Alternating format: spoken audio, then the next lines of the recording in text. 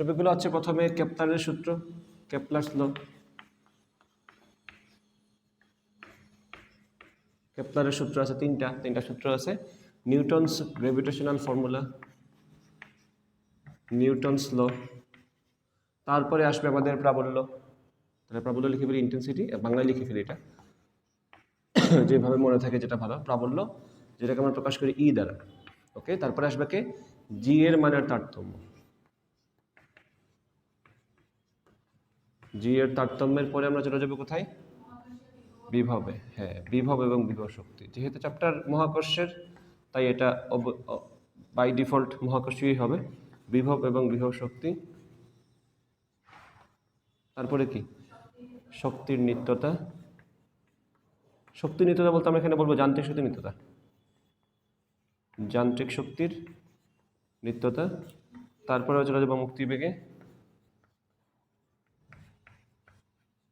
তারপর কোনটা? স্যাটেলাইট। শাবাশ, পড়না ঠিক আছে? কিছু বাদ দিছি? কিছু বাদ গেছে? না, বড় টপিকগুলো যা যা লেখা সব লেখা হয়ে গেছে। এখন আমরা আস্তে আস্তে টপিকে ঢুকি, চ্যাপ্টারে ঢুকি আমরা। সবার শুরুতে আসছে আমাদের কেপলারের সূত্র। কেপলারের সূত্র তিনটা, কেপলারস ল। এই তিনটা সূত্র আমাকে কি বলতেছে একটু বলো তো। প্রথম সূত্রটা আমাকে কি বলে? গ্রহগুলো নক্ষত্রকে উপবৃত্তাকার পথে প্রদক্ষিণ করে এবং সেই উপবৃত্তাকার যে পথ, সেই পথের উপকেন্দ্রে নক্ষত্রটা থাকে, যে কোনো একটা উপকেন্দ্রে। সো আমরা যদি বলি গ্রহ এটা, সে একটা উপগ্রহকে প্রদক্ষিণ করতেছে। গ্রহ হচ্ছে এটা, সে একটা নক্ষত্রকে প্রদক্ষিণ করতেছে। এই প্রদক্ষিণের রাস্তাটা হবে কিরকম? উপবৃত্তাকার। উপবৃত্ত যেহেতু আছে, তার উপকেন্দ্র অবশ্যই থাকবে। উপবৃত্তের উপকেন্দ্র কয়টা থাকে? দুইটা। যে কোনো একটা উপকেন্দ্রে আমাদের নক্ষত্রটা থাকবে। সো আমরা ধরে নিলাম এই পাশের যে উপকেন্দ্র, সেখানে আমাদের সূর্যটা অথবা নক্ষত্রটা আছে। এই যে এটা হচ্ছে আমাদের উপকেন্দ্র, সান বলো, অথবা আমরা তো উপকেন্দ্রকে এস দ্বারা প্রকাশ করি, সেটা বলতে পারো। সো এই হচ্ছে আমাদের প্রথম সূত্রের বর্ণনা।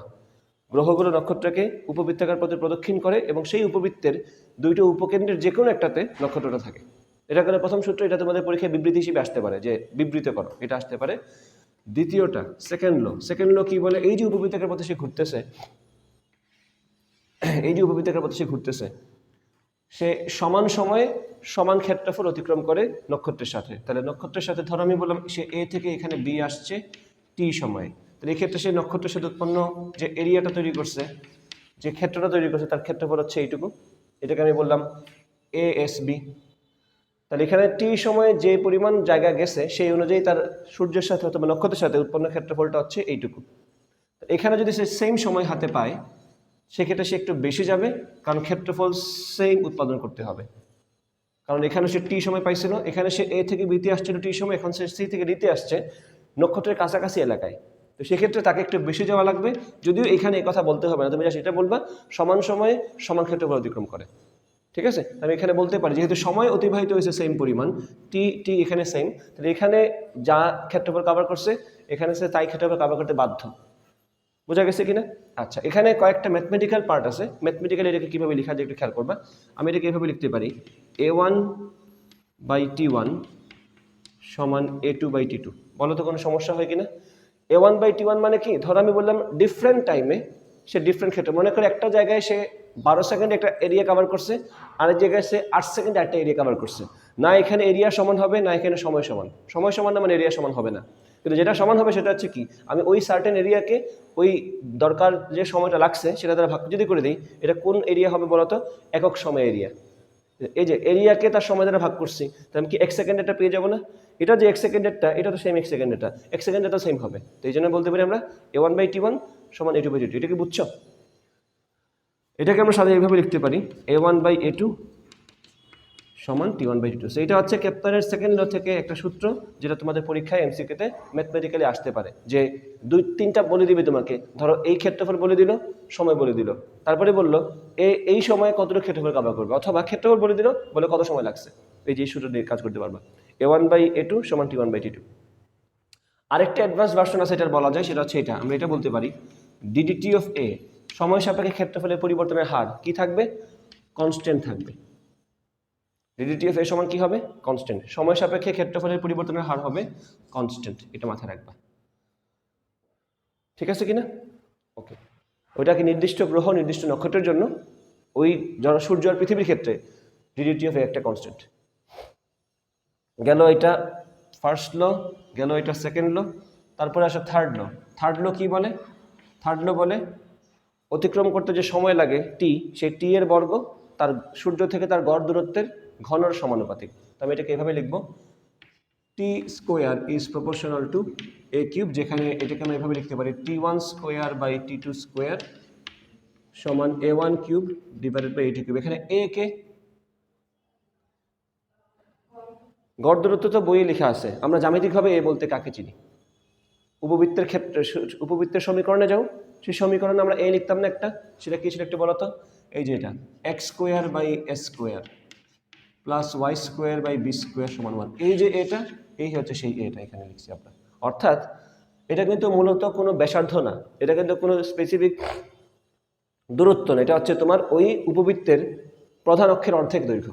ওই যে আমরা যে আঁকতাম এভাবে, আমরা কি এটাকে প্রধান অক্ষ বলতাম না, যেদিকে চ্যাপটা, এটা হচ্ছে গৌণ অক্ষ। এই যে কেন্দ্র থেকে এই পরিমাণ দূরত্বকে আমাদের স্মল এ না, এই স্মলের কথাই এখানে লেখা আছে। ওই যে এখানে যে এ লিখছি ওটা ওখান থেকে আসছে, যদিও বলার সময় বিভিন্ন নাম দেওয়া হয়, গড় ব্যাসার্ধ, গড় দূরত্ব, খালি দূরত্ব, খালি ব্যাসার্ধ, যাই বলুক আমরা কিন্তু এটাই কল্পনা করব। অর্থাৎ উপবৃত্তের কেন্দ্র থেকে গ্রহের সর্বোচ্চ যে দূরত্ব, এটা কিন্তু সর্বোচ্চ দূরত্ব, এর থেকে বেশি দূরত্ব কিন্তু আর কোথাও হবে না। দেখো সবগুলো দূরত্বের থেকে কম, এটাই সব থেকে বেশি দূরত্ব না এ। সো এটাই হচ্ছে আমাদের গড়, যেটাই বলে বইয়ের মধ্যে জ্যামিতিকভাবে যে মাথায় রাখবে এটার কথা, উপবৃত্তের কেন্দ্র থেকে আমাদের ওই যে সর্বোচ্চ দূরত্ব যেটা গ্রহের হইতে পারে, অথবা উপবৃত্তের প্রধান অক্ষের অর্ধেক, যেটাকে আমরা নাম দিচ্ছি কি ইংলিশে সেমি মেজর এক্সিস।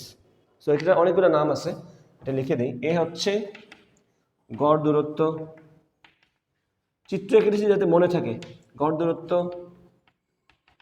গড় ব্যাসার্ধ, পরীক্ষায় খালি দূরত্ব বলতে পারে, খালি দূরত্ব বললে এটাই হবে দূরত্ব, খালি ব্যাসার্ধ বলতে পারে। Semi major axis, semi major axis, এটার আবার বাংলা আছে ভালো একটা, সেমি মেজর এক্সিসের বাংলা হচ্ছে অর্ধপরাক্ষ, অর্ধপরাক্ষ বলা হয় এটাকে, এটাকে লিখে দিই অর্ধপরাক্ষ। এটা বলতে ওই স্মল এটাকেই বোঝায়। So T1 square by T2 square সমান A1 cube by A2 cube, এটা আমাদের সূত্র।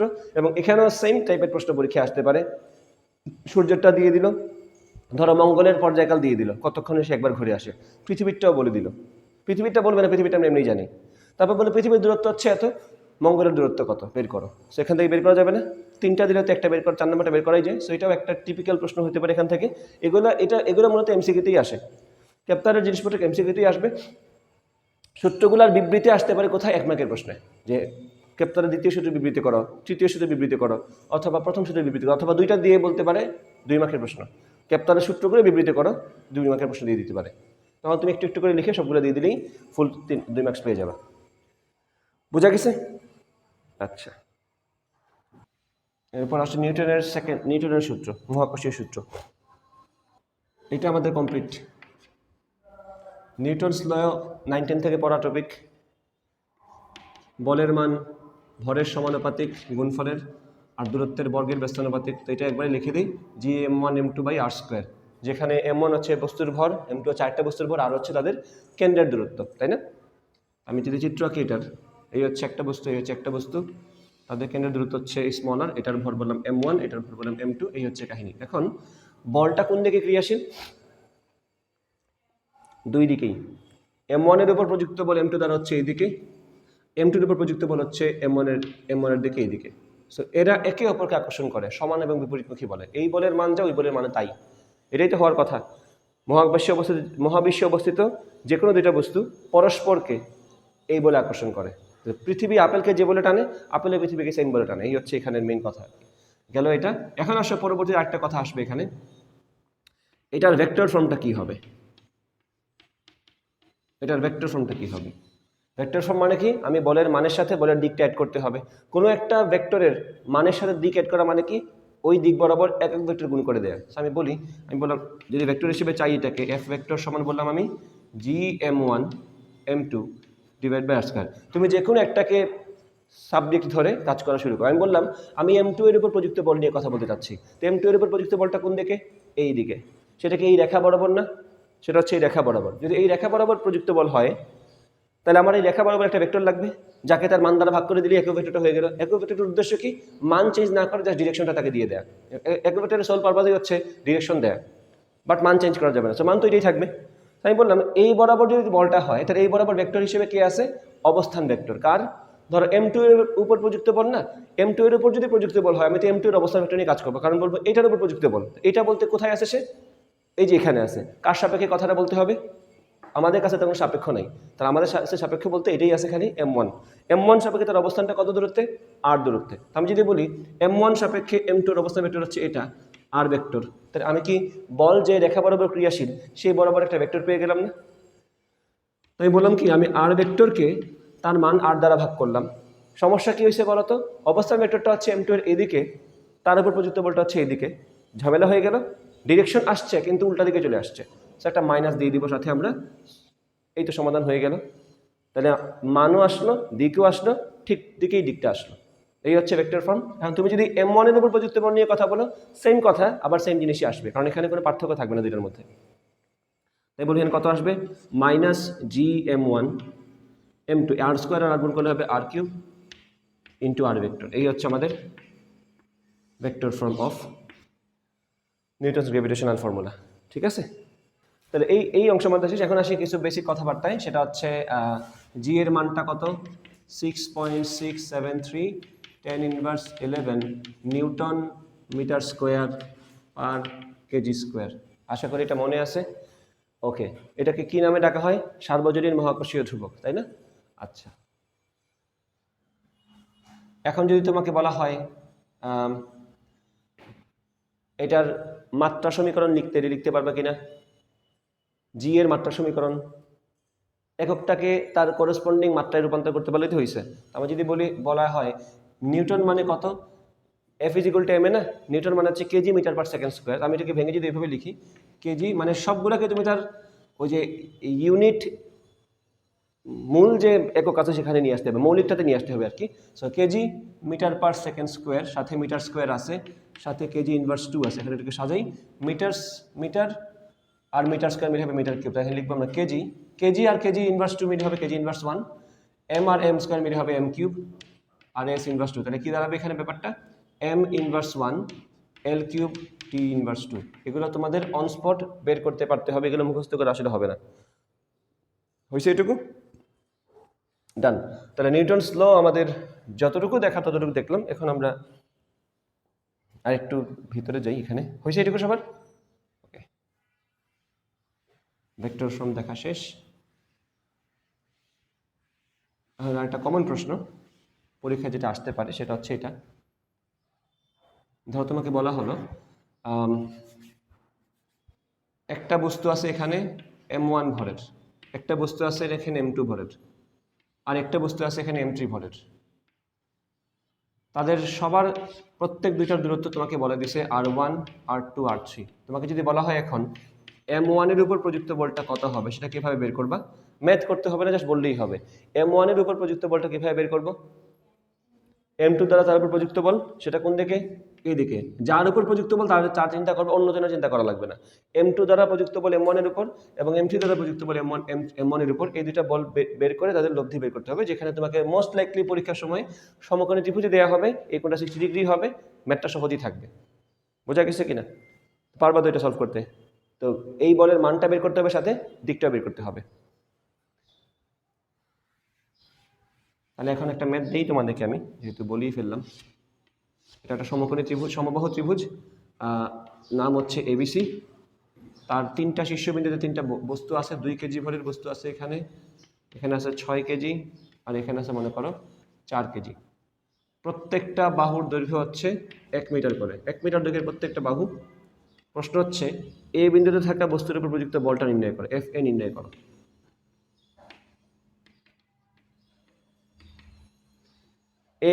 এ বিন্দুতে থাকা বস্তুর উপর প্রযুক্ত বল নির্ণয় করতে বলছে। যার উপর প্রযুক্ত বল বলছে শুধুমাত্র তার দিকে তাকাবা। এই 2 কেজি ভরের বস্তু কে বল দিচ্ছে? 6 কেজি আর ওই দিকে 4 কেজি না, তাহলে 6 কেজি 2 কেজিকে কি করবে? আকর্ষণ করবে। আবার এই 4 কেজি 2 কেজিকে কি করবে? আকর্ষণ করবে। বাকিরা কে কি করতেছে আমার দেখার দরকার নাই। আমি এটা দেখার দরকার নাই যে 6 কেজি আর 4 কেজির মধ্যে কি হচ্ছে। এটা দেখার দরকার নাই যে 6 কেজিকে অন্য কে কি করতেছে, আমার দেখা দরকার একমাত্র কি 2 কেজি ভরের বস্তু, যেহেতু বলছে এফ এ মানে কি এ বিন্দুতে থাকা বস্তুর উপর প্রযুক্ত বলটা নির্ণয় করতে হবে, তাই আমি বলবো 2 কেজির উপর প্রযুক্ত বল হচ্ছে 6 কেজি দ্বারা এটা আর 4 কেজি দ্বারা এটা, তাই আমি এটাকে নাম দিলাম F1 আর এটাকে নাম দিলাম আমি F2। আগে ভাগে জি এর মান বসায় জিনিসটাকে বিশ্রী বানায় না, এটা হচ্ছে কথা আর কি, জি এর মান আগে বসায় না, জি এর মানকে জি রাখো। আমি বললাম F1টা কি আসবে, F1 হবে G M1 M2 6 into 2 divide by distance তো 1 স্কোয়ার, তো এটা তো হয়ে গেল আমাদের 12 জি। আবার F2 কত হবে 6 into G into 4 into 2 divide by আবার 1 স্কোয়ার আসবে, তো কত আসবে 4 দোকানে 8 জি। এই 12 জি আর 8 জি লব্ধি বের করা যাবে না, তাদের মধ্যবর্তী কোণটা জানা কথা 60 ডিগ্রি হবে এখানে।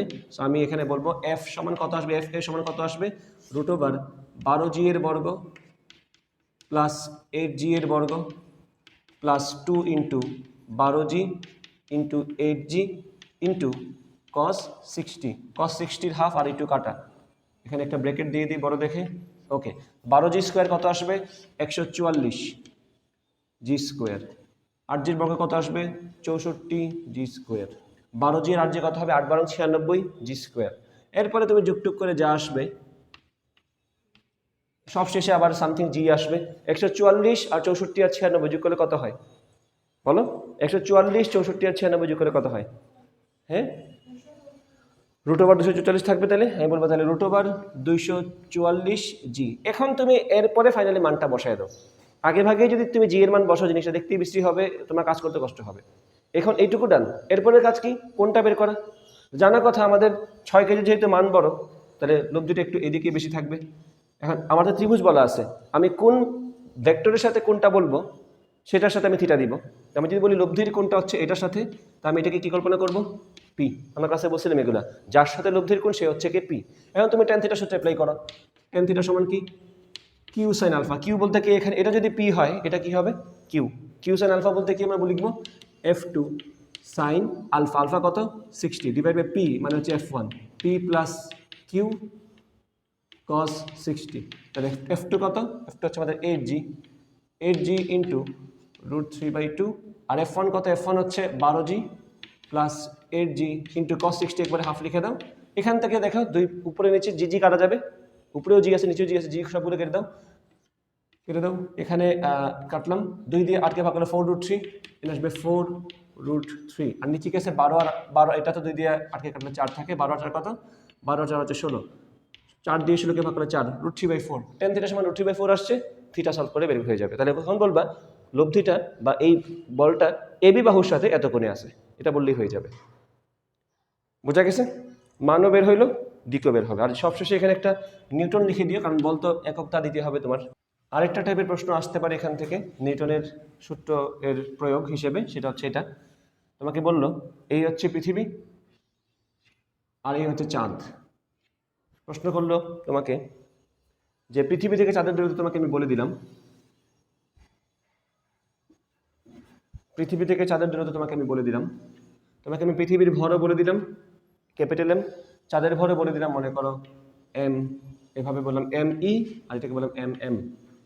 আর একটা স্পেসশিপ পৃথিবী থেকে চাঁদের দিকে যাচ্ছে, একটা স্পেসশিপ পৃথিবী থেকে চাঁদের দিকে যাচ্ছে, এই যে স্পেসশিপ মনে করো এই স্পেসশিপ পৃথিবী থেকে চাঁদের দিকে যাচ্ছে, প্রশ্ন করছে কোথায় ওই স্পেসশিপ কোনো বল অনুভব করবে না, অথবা কোথায় স্পেসশিপের উপর প্রাবল্য শূন্য হবে। প্রাবল্য শূন্য মানে হচ্ছে বল শূন্য হওয়া, সিম্পল কথা।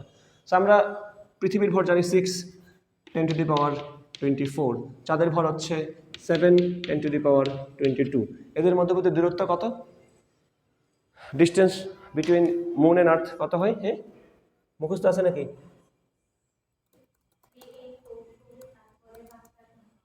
বাহ হ্যাঁ ঠিক আছে আমি লিখছিলাম মনে আছে 384, আচ্ছা 3,84,400 কিলোমিটার, 3,84,400 কিলোমিটার। সো এই হচ্ছে দূরত্ব। এখন তোমাকে প্রশ্ন করছে কোথায়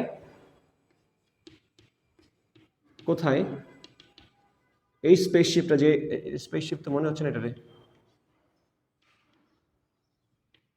যে কোথায় স্পেসশিপ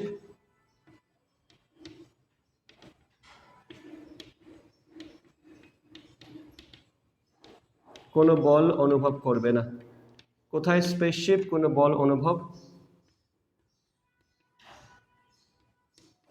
করবে না। তো আমরা ধরে নেই সেটা পৃথিবী থেকে x দূরত্বে। আমরা বললাম ধরে নেই এই জায়গায় একটু দূরে থাকবে, চাঁদের কাছাকাছি এলাকায় হবে এটা ব্যাপারটা। বললাম ধরে নিলাম পৃথিবী থেকে x দূরত্বে স্পেসশিপের উপর বলটা শূন্য। তার মানে কি, পৃথিবী থেকে x দূরত্বে যেখানে আমার স্পেসশিপটা আসছে সেখানে পৃথিবী দ্বারা তার উপর আকর্ষণ বল এবং চাঁদের দ্বারা তার উপর আকর্ষণ বল এরা পরস্পর সমান হবে। অর্থাৎ পৃথিবী দ্বারা আকর্ষণ বল যদি F1 বলি আমরা, আর চাঁদের দ্বারা যদি প্রযুক্ত বল এটার উপর বলি আমরা F2, এবং তারপর যদি হয় স্মল m, সেক্ষেত্রে আমরা এভাবে লিখবো F1 is equal two F2। যে দূরত্বে গিয়ে F1 আর F2 সমান হবে, যেটা x দূরত্ব ধরছি আমরা, সেই দূরত্ব আমাকে বের করতে হবে। আমি বলবো এখানে g পৃথিবীর ভরটা হচ্ছে me আর বস্তুর ভর হচ্ছে small m divide by x square, আর ওইদিকে চাঁদের দ্বারা আকর্ষণ বল হচ্ছে g, চাঁদের ক্ষেত্রে ভর হচ্ছে স্মল m ইন্টু m, আর স্পেসশিপের ভর হচ্ছে স্মল m ডিভাইড বাই কত হবে সেটা, এই 3,84,000 কিলোমিটার না। এটাকে আমার এভাবে না লিখে এটার নাম আমি দিয়ে দিই স্মল আর, লিখতে সুবিধা হবে। আমি বললাম এখানে r মাইনাস এক্স স্কোয়ার, আমি শেষে গিয়ে আর এর মানটা বসাই দিব, স্মল আর এর মানটা। এখন দেখো দুই পাশ থেকে কি কাটা যায়, জি কাটা যায়, এম কাটা যায়, তাহলে কি থাকলো এখানে। এখন আমরা যেটা করবো উপপক্ষকে বর্গমূল করে ফেলবো। তাহলে দেখো এই ভরগুলো কিন্তু সুন্দর ভর। এই যে পৃথিবীটা হচ্ছে 6×10⁴, ওইদিকে চাঁদেরটা হচ্ছে 7×22, রুট ওভার করে ফেলবো। তো বাকিটা তোমরা নিজেরাই পারবা, এখানে আমার কিছু বলার নাই। বর্গমূল করবা করে বাকিটা সলভ করতে পারবা। আর বর্গমূল করে তো তোমার এখানে স্কোয়ারের ঝামেলা সরে গেল। এখন তোমার এই পুরো ব্যাপারটা হয়ে গেলে এক্স, এটা হয়ে যাবে আর মাইনাস এক্স, এরপর আর গুণ করে দিবা, সেখান থেকে যা এক্সটাকে উদ্ধার করে নিয়ে আসবে আর স্মলারের মানটা বসাই দিবা। ঠিক আছে, ক্লিয়ার তো গেল। এগুলো হচ্ছে বেসিক প্রবলেম, সহজ প্রবলেম, আশা করি ক্লিয়ার গেল আমাদের নিউটনের মহাকর্ষীয় সূত্র থেকে হিসাব নিকাশ। এখন আসো আমরা আস্তে আস্তে সামনে আগাই। মহাকর্ষীয় প্রাবল্য, এখন যেহেতু এই অংশটা নাই আমি এখানে মহাকর্ষীয় প্রাবল্য, গ্রেভিটেশনাল ইন্টেন্সিটি, এটা সংজ্ঞাটা জানি কি ছিল, একটা বিন্দু ভরের বস্তু এম। বাই দ্য ওয়ে একটু খেয়াল করো, আমার নিউটনের মহাকর্ষীয় সূত্রে কিন্তু শর্ত ছিল কিছু, যে বস্তুগুলোর জন্য ওই বলটা ক্রিয়াশীল, সেই বস্তু কেমন বস্তু ছিল, বিন্দু বস্তু। ওটা একটু লিখে রেখো, ওই যে সূত্র যাও প্রথমটাতে যাও, Gm1m2/d² যেখানে লিখছি না, ওখানে লিখে যাও বিন্দু ভরের জন্য প্রযোজ্য Gm1m2/r², যে সূত্রটা লিখছিল ওখানে লিখে দিবা এই এই এই বলটা বিন্দু ভরের জন্য প্রযোজ্য।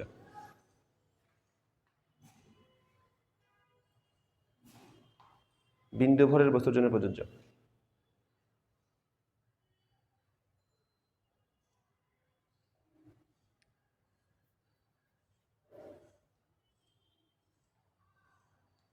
যদিও পৃথিবী চাঁদেরা কেউ বিন্দু বস্তু না, বিন্দু বস্তু ব্যাপারটা কিন্তু পুরোটাই আপেক্ষিক।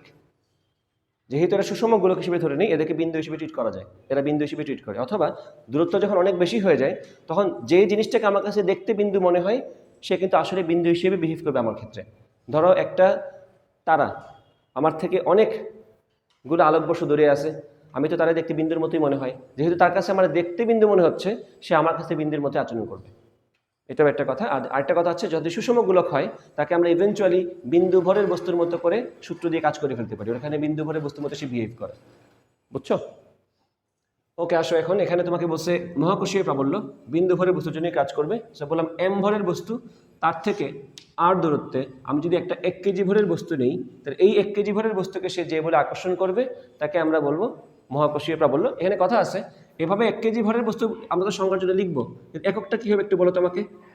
সংজ্ঞাটা কিন্তু এরকম, প্রতি একক ভরের উপর প্রযুক্ত বল, অথবা একক ভরের উপর যে বল দেয় সেটা হচ্ছে ওই বস্তুর জন্য ওই দূরত্বে প্রাবল্য। তো এককটা কি হবে বলো, এটার এককটা কি হবে, নিউটন পার কেজি। কারণ ব্যাপারটা হচ্ছে এরকম, আমি এম ভরের বস্তুর উপর প্রযুক্ত বল বের করলাম, তারপর আমি ওখান থেকে 1 কেজি ভরের বস্তুর উপর প্রযুক্ত বলটা বের করবো। ব্যাপারটা হচ্ছে ভাগ করে বের করতে হয়। ধরো আমি বললাম m0 ভরের বস্তুর উপর প্রযুক্ত বল হচ্ছে f, তাহলে একক ভরের বস্তুর উপর প্রযুক্ত বল কত হবে, f/m0। তো সেখানে এককটা কি আসে, নিউটন পার কেজি। সো এটা একটু মাথায় রাখবা, এইটার একক হচ্ছে নিউটন পার কেজি, এটার সিম্বল হচ্ছে ই। আর সূত্র তোমাদের সবারই জানা আছে, ই সমান আমরা কি লিখতাম, Gm/r²। এই সূত্র তোমাদের সবার মুখস্থ, ই সমান Gm/r²। ঠিক আছে, ই সমান Gm/r²।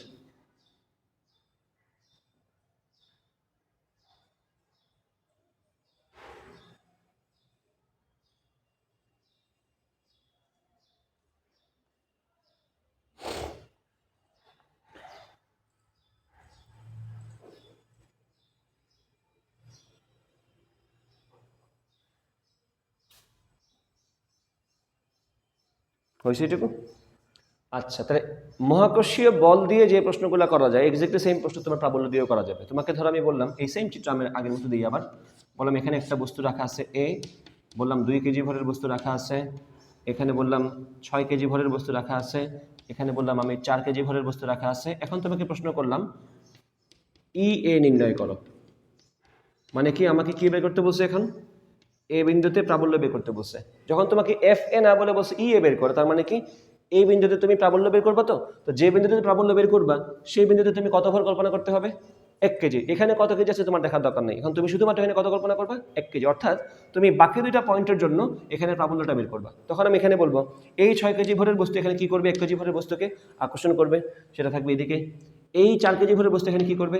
আকর্ষণ করবে, সেটা থাকবে এদিকে। বাট এখন লেখার সময় আমি লিখবো এটাকে E1, এটা হচ্ছে E2, কারণ আমরা এখন 2 কেজির উপর বস্তুর উপর প্রযুক্ত বল, আমি এখন 2 কেজির উপর বল দিচ্ছি না, আমি দিচ্ছি কার উপর?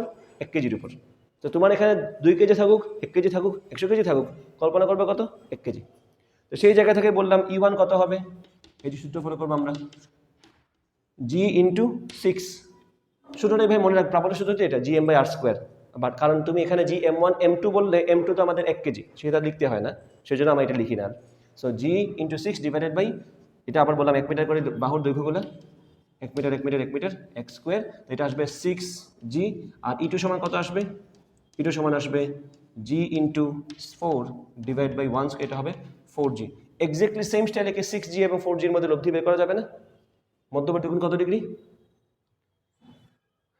সমবাহু ত্রিভুজ না, 1 1 1, তাহলে 60 ডিগ্রি হবে। সেম ভাবে যেভাবে বল বের করেছিল সেভাবে তুমি এখন প্রাবল্য বের করবে, বাট এককটা কি লিখবা? নিউটন পার কেজি। এটা একটু মনে রাখবা, সবশেষে তুমি নিউটন পার কেজি এককটা লিখে ফেলবা। আমি বললাম ই এ সমান কি হবে? √6G স্কোয়ার মানে 36G স্কোয়ার হবে, প্লাস এটা 4G স্কোয়ার মানে 16G স্কোয়ার হবে, plus 2 into 6G into 4G into cos 60, যাই আসবে সবশেষে সামথিং নিউটন পার কেজি অবশ্যই বলতে ভুলবা না। আর শেষে মান বের করে শেষ না, দিকটাও বের করতে হবে সেম স্টাইলে। দিকটা কিভাবে বের করবা? কাকে আমরা পি ধরবো সেটা আমাদের উপর। আমরা যার সাথে কোণ দিব সেটা হচ্ছে আমাদের পি, এটা মনে মনে থাকবে আর কি। আর অন্যটা হচ্ছে কিউ। বাকিটা সেম সূত্র, সেম ভাবে করতে পারবা। তোমরা বুঝছো এটা? ঠিক আছে, গেল এটা।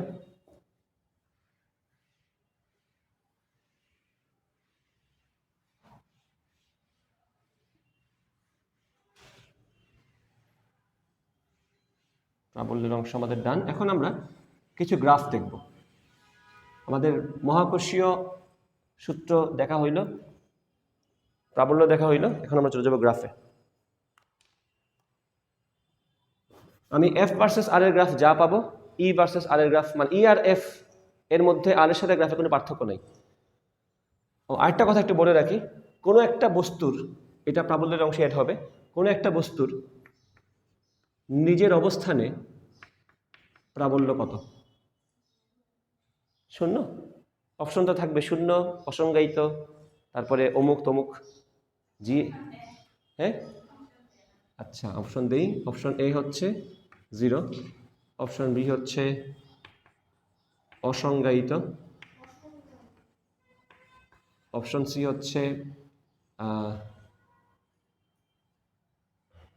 হচ্ছে জি ইন্টু এম, আর অপশন ডি হচ্ছে নান। অপশন কোনটা হবে? অসংজ্ঞায়িত। 0 তো অবশ্যই না, 0 কোন দেখে আসবে? ভরের তো মান আছে, সূত্র যদি ফলো করো জি এম, তার নিজের থেকে নিজের দূরত্ব থেকে 0 না, তো ওই জায়গা থেকে তুমি বলতে পারো সামথিং বাই 0 তো অসংজ্ঞায়িতই হয়। তো তোমার আনসার হচ্ছে এটা। এটা একটা কষ্ট করে মাথায় রেখো, নিজের অবস্থানে প্রাবল্য সবসময় অসংজ্ঞায়িত, অর্থাৎ আমরা এটা নিয়ে কথা বলবো না, এটা আমাদের হিসাবে আসবে না। ম্যাথ করার সময় আমরা একটু আগে যখন করছি বলছে অমুক পয়েন্টে প্রাবল্য কত, আমরা কি অমুক পয়েন্টে থাকা ভরের জন্য তার উপর প্রাবল্য বের করছি? না, বাকি যেটার জন্য তার উপর বের করছি প্রাবল্য। এক্স্যাক্টলি সেম কথা আমরা বিভবের জন্য বলবো, নিজের অবস্থানে বিভবটা অসংজ্ঞায়িত হয়। আচ্ছা, এখন আসো গ্রাফে। তোমাদেরকে সূত্রটাকে লিখে দিই। এফ সমান, সূত্র সময় জানোই, G M1 M2 divide by R square. তাহলে প্রথমে বললাম এফ ভার্সেস আর, একটা গ্রাফ আঁকতে হবে। তারপরে বললাম এফ ভার্সেস আর স্কোয়ার গ্রাফ আঁকতে হবে, এখানে তো জায়গা আছে। তারপরে বললাম এফ ভার্সেস 1/r গ্রাফ আঁকবো, সবশেষে এফ ভার্সেস 1/r² গ্রাফ আঁকবো। কোন গ্রাফটা দেখতে কীরকম হবে এটা একটু আঁকো যার যার খাতায়। এইটা হয়েছে। তাহলে এখানে দেখা যাচ্ছে এটাকে যদি আমি ওয়াই বলি, এটাকে আমি এক্স বলবো, তাহলে সেই জায়গা থেকে আমি এটাকে লিখতে পারি এইভাবে, যে এটা যদি সাজাই লিখি ওয়াই সমান GM1M2। মাথায় রাখবা এই GM1M2 তো কনস্ট্যান্ট, আমি একবারে এটাকে কনস্ট্যান্ট হিসেবে লিখে দিই, আমি এটাকে লিখে দিলাম একবারে কে। কোনো সমস্যা আছে কারো? ডিভাইড বাই, যেহেতু আর এক্স অক্ষে বসে তাই আমি আর কে এক্স বলে এটা কি হবে K/x হবে। দেখে দেখে বলা যায় ওয়াই হচ্ছে এক্সের বর্গের ব্যস্তানুপাতিক, আর এটা তো দেখেই বলা যায় গ্রাফটা ব্যস্তানুপাতিক, গ্রাফটা সহজেই ব্যাখ্যা করা যায়, মানে সহজেই আঁকা যায়, কোনো ব্যাপার না।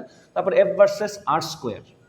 আচ্ছা এটা আগে করি আমরা, এফ ভার্সেস 1/r কি হবে, এটা করতে পারে, কোনো ব্যাপার না। আমি যদি এফ ভার্সেস r² করি, আমি এখানে এফ কে বলবো ওয়াই, GM1M2 হচ্ছে কে, আর r² যেহেতু এক্স, এখন তো আর এক্স না, r²ই এক্স, আমি r² জায়গায় এক্স বসাই দিব।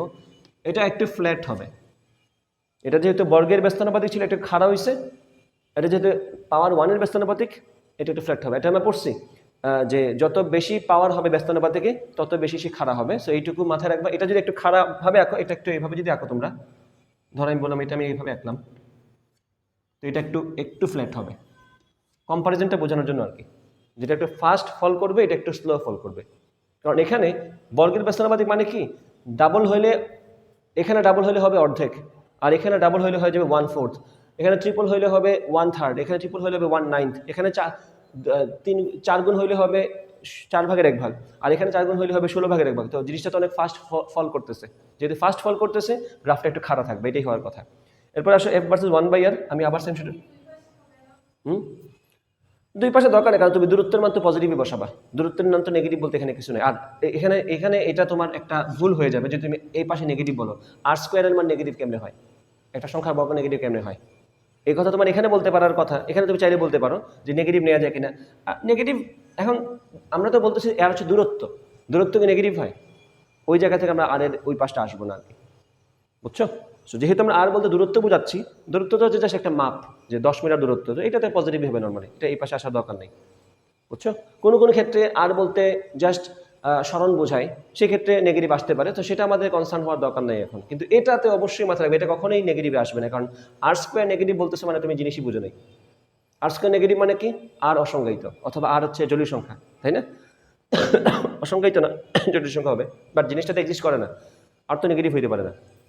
অ্যাটলিস্ট r² নেগেটিভ মানে কি, r² ধরো বললাম আমি -5, তাহলে আর মানে কি √1 কোনো দূরত্ব কি এরকম হইতে পারে না, সুতরাং এটা আমরা নিতে পারবো না। এরপর আসি এফ ভার্সেস 1/r, এখানেও সেম কাজ, আমরা এফ কে বলবো ওয়াই, এটাকে একটু সাজিয়ে দিই, এটাকে লিখতে পারি আমরা কে ইন্টু 1/r², যেহেতু 1/r কে আমি এক্স বানাচ্ছি, আমি এটাকে সাজিয়ে এইভাবে লিখি K into 1/r²। Now I can say 1/r যেহেতু এক্স অক্ষে বসছে, আমি 1/r কে এক্স বলে দিব, তো এটা হয়ে যাবে ওয়াই সমান কে ইন্টু x²। এটা কিসের গ্রাফ, সমানুপাতিক, এটা কিসের গ্রাফ, জ্যামিতিকভাবে এটা কিসের গ্রাফ, এই যে এটা y সমান kx², y সমান kx² কিসের গ্রাফ, পরাবৃত্তের গ্রাফ, হ্যাঁ এই তো বুঝছো, y সমান kx² পরাবৃত্তের গ্রাফ, গ্রাফটা হবে এরকম। আসলে এখন এরপরটাতে 1/r² এর এগেনস্টে আঁকবো আমরা, হ্যাঁ এখানে হবে y সমান k/r², তো আমার তো এইভাবে লিখতে হবে কে ইন্টু 1/r², আমার তো পুরো 1/r², এখন তো 1/r²টাই আমার এক্স, তাহলে এখন কি হয়ে যাবে y সমান kx, তাহলে এটা কি হয়ে গেল, মূল বিন্দুগামী সরল রেখা। So this will look like this one, বোঝা গেছে কিনা?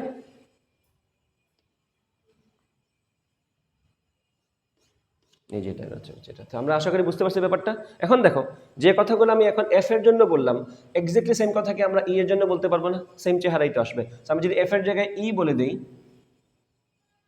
দেয়ার ইজ নো ডিফারেন্স, ঠিক আছে? কারণ তখন তখন তুমি GM বা কে বলবা, এখন আমরা GM1M2 কে বলছি, তখন তুমি GM কে বলবা, বাট কাহিনী তো মূলত এফ আর আর এর সাথেই, ই আর এর সাথেই, উপরে কে আছে তো আমার কনস্ট্যান্টই থাকবে। সো গ্রাফের চেহারা চেঞ্জ হবে না, এক্স্যাক্টলি সেম চেহারা তুমি পাবা, ই ভার্সেস আর, ই ভার্সেস r², ই ভার্সেস 1/r, ই ভার্সেস 1/r², সেম গ্রাফ।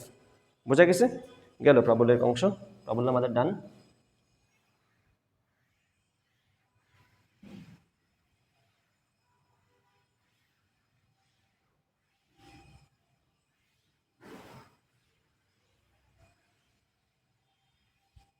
এরপরে আসো আমরা চলে যাব এখন জিতে, এবং জি সবাই জানো, জি হচ্ছে পৃথিবীর জন্য যে প্রাবল্য সেটাই হচ্ছে আসলে জি। সো এটা মাথায় রাখবা ভালো করে। পৃথিবীর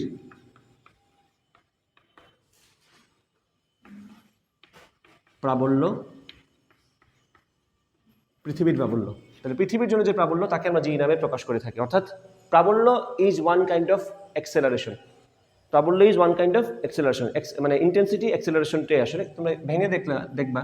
আমি যদি একটু আগে লিখছিলাম যে ই সমান কি লিখছিলাম আমরা বলতো, জি এম বাই, এটা একক কি লিখছিলাম আমরা, নিউটন পার কেজি, মনে আছে কিনা? তো একটু ভালো করে খেয়াল করে দেখো তো, এটা যদি নিউটন পার কেজি হয়, if this is Newton per KG, ভালো করে ভেঙে দেখো জিনিসটা কি দাঁড়ায়। নিউটন মানে কি, KG metre per second, F is equal to M A, ভর ত্বরণ সাথে কেজি ইনভার্স 1। তা দেখো তো কেজি আর কেজি ইনভার্স কাটা যায় না, পরে থাকে কে, মিটার পার সেকেন্ড স্কোয়ার।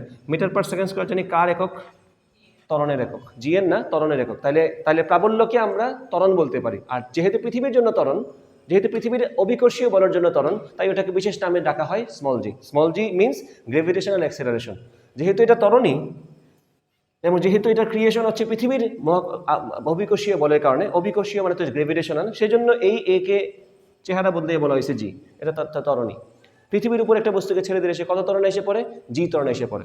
তো ওইটা তো ত্বরণই, এই তো নাম দিছি আমরা জি খালি। তো জানা গেল, আমরা বুঝতে পারলাম পৃথিবীর ক্ষেত্রে আসলে জিটাই হচ্ছে G M by R square. কেউ আবার আগে ভাগে ক্যাপিটাল আর দিয়ে দিও না, এটা হচ্ছে জেনারেল সূত্র।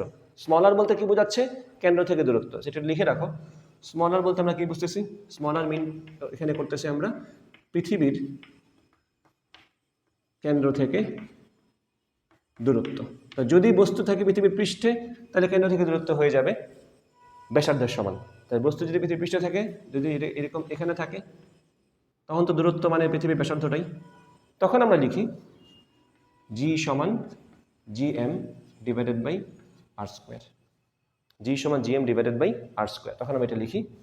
আচ্ছা, এরপরে আসো, এইটুক তো গেল, এইটুকু তোমরা বুঝি সবাই নাকি? এরপরে আসবে আমাদের জি এর তারতম্য। বিভিন্ন জায়গায় জি এর মান, শেপের জন্য জি এর মানের পরিবর্তন, উচ্চতার জন্য পরিবর্তন, গভীরতার জন্য পরিবর্তন। আমরা একটু একটু করে সবগুলো লিখে ফেলবো। প্রমাণ তো দিব না, সুতরাং সহজে কাজ শেষ হয়ে যাবে। প্রমাণ এখন আর দরকার নেই তোমাদের।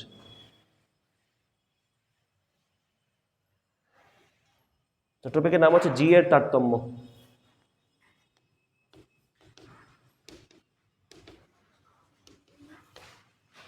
তারতম্যের রিজন কয়টা হয় বলো তো? আকৃতিগত, অবস্থানগতের মধ্যে আবার দুইটা, উচ্চতার কারণে, গভীরতার কারণে, আর আন্নিগতির কারণে। সাবাস। তাহলে আমরা বলবো এখানে আকৃতিগত কারণে জি এর মানে তারতম্য। আকৃতি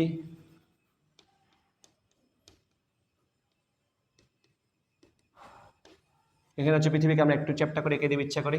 এই হচ্ছে পৃথিবী, যদি বাস্তব পৃথিবী এরকম চ্যাপ্টা না।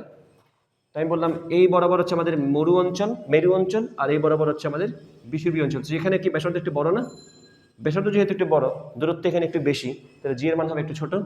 আর যেহেতু এখানে ব্যাসার্ধ কম, জি এর মান হবে একটু বড়। এই মানটা কত হয় একটু বলো তো? তাহলে আমরা বলতে পারি মেরু অঞ্চলে জি এর মানটা সর্বোচ্চ, এবং সেই মানটা কত হয়, 9.8 সামথিং হয়।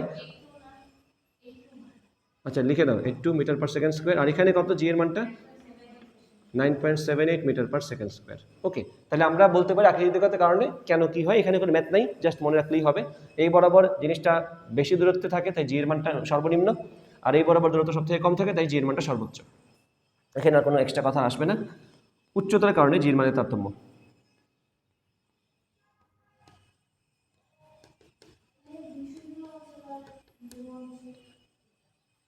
কোন অঞ্চল বুঝো নাই? এই যে পৃথিবীর মাঝখান বরাবর যেটা, সেটা হচ্ছে বিষুবীয় অঞ্চল। এটা হচ্ছে বিষুবীয় অঞ্চল।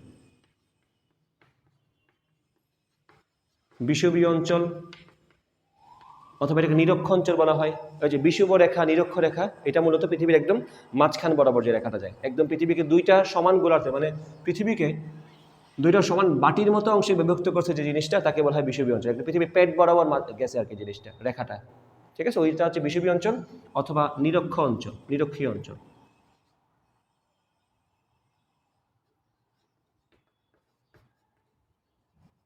নিরক্ষীয় অঞ্চল অথবা এটাকে ইংলিশে বলা হয় ইকুয়েটর। বুঝছো তো? আর মেরু অঞ্চল বলতে বোঝে উত্তর মেরু দক্ষিণ মেরু, আমরা পড়ছি না, পৃথিবীর একদম উপরে একদম নিচে ওই পজিশনটা, একদম মাথায় পৃথিবীর অক্ষ বরাবর যে এক্স্যাক্টলি একটা পয়েন্ট লোকেশন দুইটা, ওইটা অর্থাৎ পৃথিবী যে অক্ষকে কেন্দ্র করে 24 ঘন্টা একবার প্রদক্ষিণ করে, সেই অক্ষ বরাবর তার যে দুইটা টার্মিনাল পয়েন্ট, সেই দুইটা পয়েন্টকে আমরা মরু অঞ্চল বলে থাকি। মানে একদম এইখানে এই অঞ্চলটাকে মরু অঞ্চল বলা হয়, মরু না মেরু অঞ্চল বলা হয়। উচ্চতার কারণে জি এর মান তারতম্য, যাই আমরা উচ্চতার কারণে জি এর মান তারতম্য।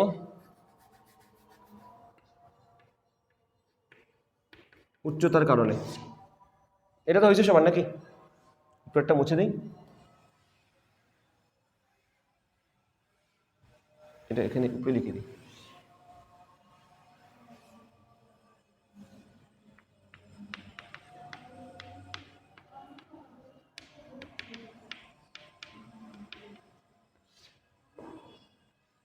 এই হচ্ছে পৃথিবী, কেন্দ্র, ব্যাসার্ধ হচ্ছে আর, সেখান থেকে মনে করে এইচ উচ্চতায় একটা বস্তু রাখা আছে।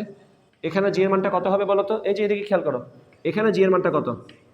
জি সমান G M by R square, আর এখানে কি হবে? জি এইচ সমান G M by R plus H square.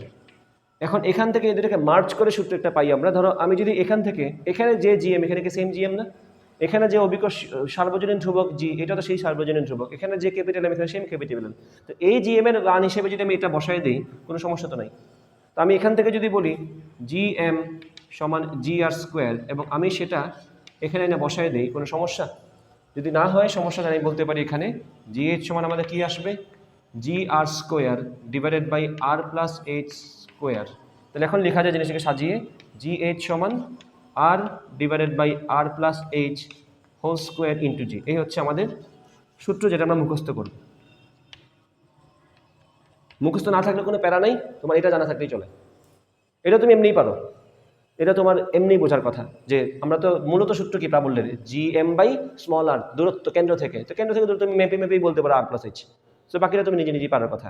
যদি মুখস্থ রাখতে চাও তাহলে এটা মুখস্থ রাখো, R by R plus H whole square into G. এখন এখানে আসো, একটা সূত্র তোমরা খুব রেগুলার দেখবা, সেই সূত্র কোনটা?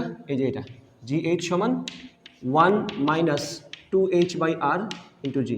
সো আমরা মাথায় রাখবো, এই সূত্র আমরা কি করবো না, ব্যবহার করবো না, এটা আমরা ইগনোর করবো। সো আমি লিখে দিই এখানে, এটা হচ্ছে একটা স্ক্যাম। হ্যাঁ, লিখতে হবে, কারণ তুমি সব জায়গায় এটা দেখবা। আমি যে লিখে দিছি তোমার নোটের মধ্যে, এটা স্ক্যাম, তোমার তখন মনে থাকবে যে এটা স্ক্যাম। এটা না একাডেমিকে বুঝাইলাম, কারণ এটা কখন ইউজ করা যায়? যখন এইচ এর মানটা very very much less than আর।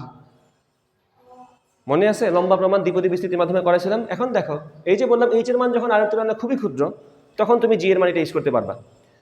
এখন তোমাকে প্রশ্নই করলো কত উচ্চতায় জি এর মান, পৃষ্ঠে জি এর মানের 25% হয়ে গেল।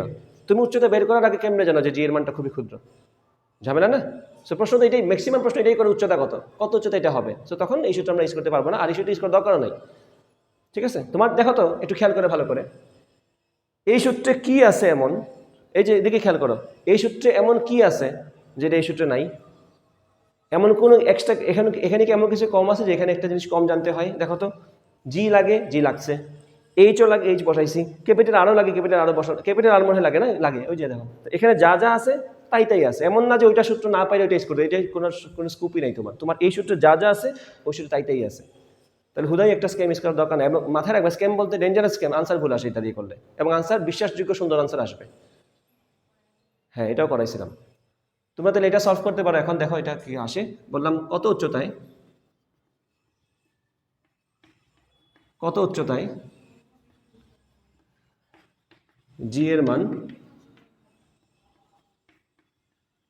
পৃষ্ঠে জি এর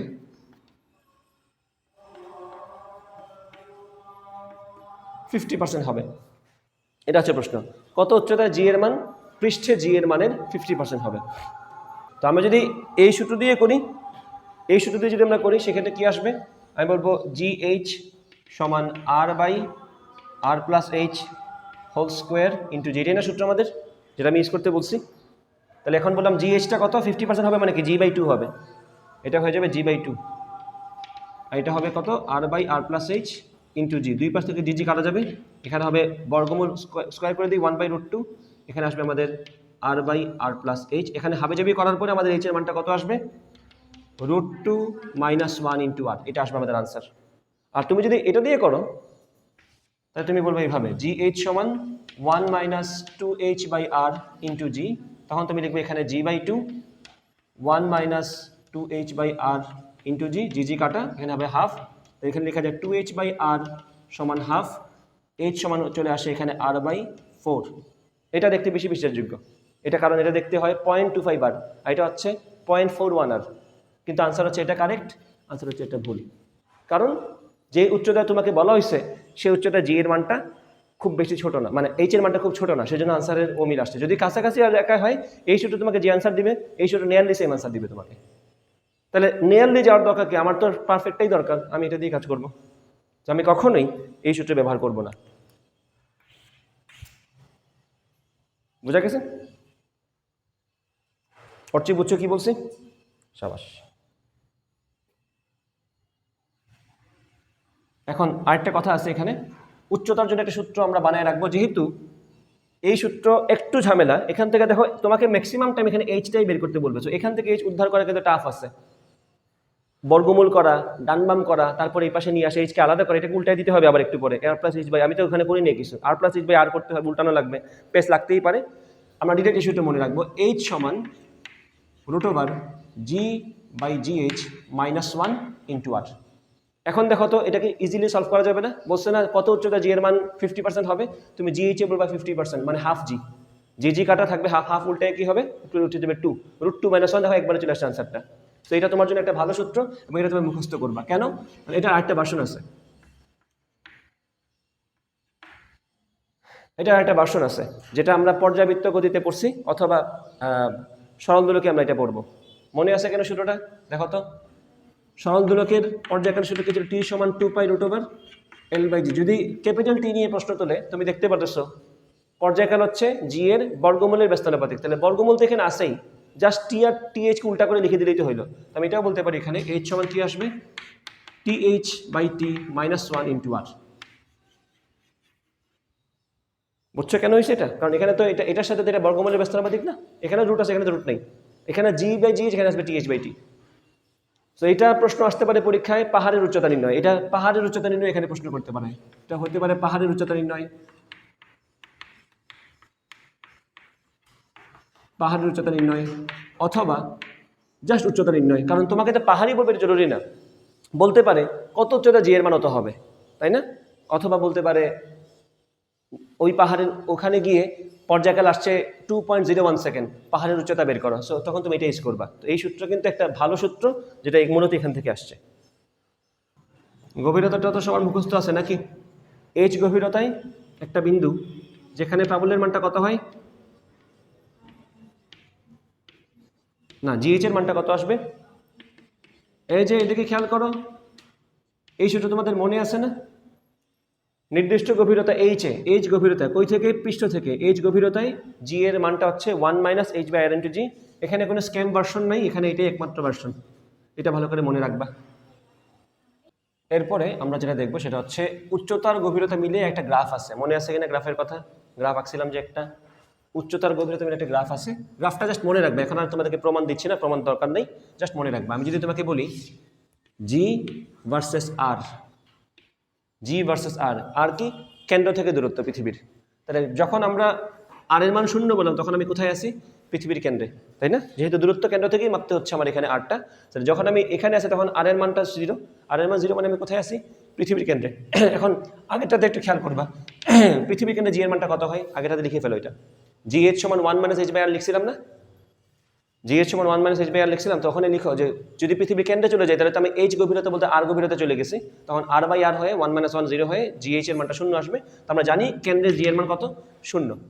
কেন্দ্রে জি এর মান কত, 0, কেন্দ্রে জি এর মান 0, কেন্দ্রে যদি জি এর মান 0 হয় তাহলে আমরা বলতে পারি কেন্দ্র থেকে পৃষ্ঠে জি এর মান কত, gm/r²। তাহলে কেন্দ্র থেকে পৃষ্ঠ পর্যন্ত গ্রাফটা কিরকম, সরল রেখিক, এটা হবে একটা মূল বিন্দুগামী সরল রেখা, এই যে এটা হবে মূল বিন্দুগামী একটা সরল রেখা। এখন পৃষ্ঠের পর থেকে বাকি সময়টা কিরকম, যখন আমি উপরে চলে যাব তখন বর্গের ব্যস্তানুপাত বা ব্যস্তানুপাতে চলতে থাকবে, এটা সেই গ্রাফটা হবে এরকম। এই হচ্ছে আমাদের জি ভার্সেস আর এর গ্রাফ, ঠিক আছে? এখন জি ভার্সেস আর এর পাশাপাশি আমাদের এটাও মনে রাখা লাগবে, আরেকটা সূত্র আছে জি ভার্সেস এইচ। তো এইচ এর মান শূন্য মানে আমি কোথায় আছি? এইচ এর মান শূন্য মানে আমি কোথায় আছি? পৃষ্ঠে আছি। এইচ এর মান 0 মানে কিন্তু কেন্দ্র না, পৃষ্ঠ। তাহলে আমার পৃষ্ঠ থেকে কিন্তু একটু ভিতর উল্টা দিকে গিয়ে কিন্তু কেন্দ্রে যাওয়া লাগবে। তো আমি যদি বলি এই হচ্ছে আমাদের কেন্দ্র, এই যদি বলি আমি কেন্দ্র, মানে মাইনাস আর মানে কি আমি কেন্দ্রে চলে আসছি। এইচ এর মান 0 মানে যদি আমাদের পৃষ্ঠ হয়, মাইনাস আর মানে হচ্ছে আমার কেন্দ্র। তো কেন্দ্রে তো 0 আগের মতোই, আর পৃষ্ঠে কত? GM/r², এটা আমরা জানি। গ্রাফের চেহারা সেম থাকবে, জাস্ট গ্রাফটা শিফট করবে। এখন এখানেও এখানে মানটা কত ছিল? GM/r²। এখানে গল্প শুরু হয়েছে এখান থেকে, এখানে গল্প শুরু হয়েছে একটু পিছন থেকে, কারণ এখানে ভার্সেস আর ছিল, এখানে ভার্সেস এইচ আসছে। মনে পড়ছে তোমাদের এগুলা? তাফিমা বুঝছো? ওকে, তাহলে কথা প্রসঙ্গে এটাও এড করি আমি। পৃথিবীর কেন্দ্রে জি এর মান তো আমরা শূন্য বের করলাম, GH সমান 1 মাইনাস, এই যে আমি যদি বলি আমরা এইচ গভীরতায় আসছি মানে কত গভীরতায় আসছি? আর গভীরতায় চলে আসছি আমরা একবারে। সো R/r ইন্টু জি, সেখান থেকে বলা যায় 0। তার প্রশ্ন করা হলো এখানে কেন্দ্রে যদি একটা সরল দোলক নিয়ে যাই, কেন্দ্রে যদি সরল দোলক নিয়ে যাই, তাহলে তার পর্যায়কাল কি হবে? সূত্র কি? T সমান 2π√L/g। জি বলতে তো ওই জায়গার জিটা, তো ওই জায়গার জি কি শূন্য না? তো এটা কি হবে? ইনফাইনাইট, অসীম। অর্থাৎ তুমি যদি একটা সরল দোলককে পৃথিবী কেন্দ্রে এটা টুকা দাও, সে কিন্তু আর ব্যাক করার সুযোগ নেই, কারণ কেউ তো তাকে টানতেছে না। তো সে কি করবে? চলতেই থাকবে। তো ও আর কখনই আর আগের জায়গায় উল্টাভাবে ব্যাক করবে না, তাহলে তো পর্যায়কাল কত হবে? অসীম হবে। বুঝছো? ঘুরতে থাকবে। সো ওইটা তো আর সরল দোলকের গতি হইল না। সরল দোলকের গতি হওয়ার জন্য জি দরকার, জি তো নাই, সেজন্য সে ইনফিনিটি চলতে থাকবে, তার লাইফে আর কখনো ওই স্পন্দন গতিটা আসবে না। তো ওই জন্য এটা হবে অসীম। বোঝা গেছে কিনা? ওকে, গেল এইটুকু। আহ্নিক গতির ব্যাপারটা কীরকম? পৃথিবী তার নিজ অক্ষকে কেন্দ্র করে ঘুরতেছে বৃত্তাকারে। এই যে এদিকে একটু মনোযোগ দাও সবাই। এটা কোন অঞ্চল? এটা কোন অঞ্চল? বিষুবীয় অঞ্চল। আমি বললাম বিষুবীয় অঞ্চল থেকে আমরা এই বরাবর আসলাম, এখানে একটা বস্তু আছে এখানে রাখা, মনে করো সেও তো ঘুরতেছে পৃথিবীর সাথে। এখানে ঘূর্ণনটা কিন্তু এরকম, তাহলে তার ব্যাসার্ধ হবে আসলে এইটা, তার ব্যাসার্ধ হবে আসলে এইটা। ঠিক আছে? ঘুরতেছে এইভাবে না? তো সে যখন ঘুরবে তার ঘূর্ণনটা তো আসলে পৃথিবীর সাথে এমনি চলতেছে, তার ব্যাসার্ধ এইটুকু হবে। এই হচ্ছে স্মল আর, তার ব্যাসার্ধ। আর এটা হচ্ছে তার অক্ষাংশ, যে কোণে সে বিষুব অঞ্চলের সাথে সে যে কোণে ওই জায়গায় আছে, এটাকে বলা হয় অক্ষাংশ। সো এটা মাথায় রাখবা। এইখানের যে জিটা হবে, যেটাকে বলবো আমরা জি ল্যামডা, সমান হবে জি মাইনাস ω²r cos² ল্যামডা। এটা আমাদের মুখস্থ রাখা লাগবে। আহ্নিক গতির ক্রিয়ার জন্য জি এর মানটা কি হবে? জি মাইনাস ω²r cos² ল্যামডা, যেখানে ওমেগা হচ্ছে পৃথিবীর কৌণিক বেগ, যেটা কত ঘন্টা, কত ঘন্টা? 24 ঘন্টা একবার ঘুরে। 24 ঘন্টার হিসাবে এখানে ওমেগা কত আসবে? 2π/t। ওমেগা মানে কি? 2π/t না? আর পৃথিবীর জন্য এটা কত? 86,400। একদিনে পৃথিবী একবার প্রদক্ষিণ করে, একদিনে কত সেকেন্ড? 86,400 সেকেন্ড। সেটা এখানে বসাবা, আর এর মান 1400 কিলোমিটার বসাবা, কজ যেটাই বলুক পরীক্ষার সময় 60 ডিগ্রি 45 ডিগ্রি যাই বলুক বসাবা, জি এর মানটা বের করে ফেলবা। হয়েছে? এখানে একটা গুরুত্বপূর্ণ কথা আছে, যে কোনো একটা অক্ষাংশ দিয়ে তোমাকে যদি বলে ওই লোকেশনে তার ব্যাসার্ধ কত ঘূর্ণনের, তার ঘূর্ণনের ব্যাসার্ধ কিন্তু এটা না, তার ঘূর্ণনের ব্যাসার্ধ কিন্তু এটা। তুমি স্মল আরটা কেমনে বের করবা, যেখানে তুমি পৃথিবীর ব্যাসার্ধ জানো? দেখো তো, এটা যদি ল্যামডা হয়, এটা কি সেম ল্যামডা না? একান্তর কোণ। তাহলে এটা যদি ল্যামডা হয়, এটা কি লম্ব না? এটা কি ভূমি না? এটা কি অতিভুজ না? তাহলে আমরা বলতে পারি এখানে কজ ল্যামডা সমান ভূমি বাই অতিভুজ। তাহলে এখান থেকে বলা যায় স্মল আর সমান আর কজ ল্যামডা। তাহলে পরীক্ষায় তোমার কাছে এই ব্যাসার্ধ চাইতে পারে। স্মল আরটা কি? ঘূর্ণনের ব্যাসার্ধ। ঘূর্ণন ব্যাসার্ধ কত? ক্যাপিটাল আর, পৃথিবীর ব্যাসার্ধ ইন্টু কজ ল্যামডা। ল্যামডা হচ্ছে কি? অক্ষাংশ। Capital R into cos lambda. Tafima বুঝছো এটা? ঠিক আছে, তাহলে এখানে এইটুকুই থাকবে। আরেকটা একটা ম্যাথ আমি দিয়ে নামাজে যাচ্ছি, সেটা হচ্ছে এটা। প্রশ্ন বোঝা গেছে?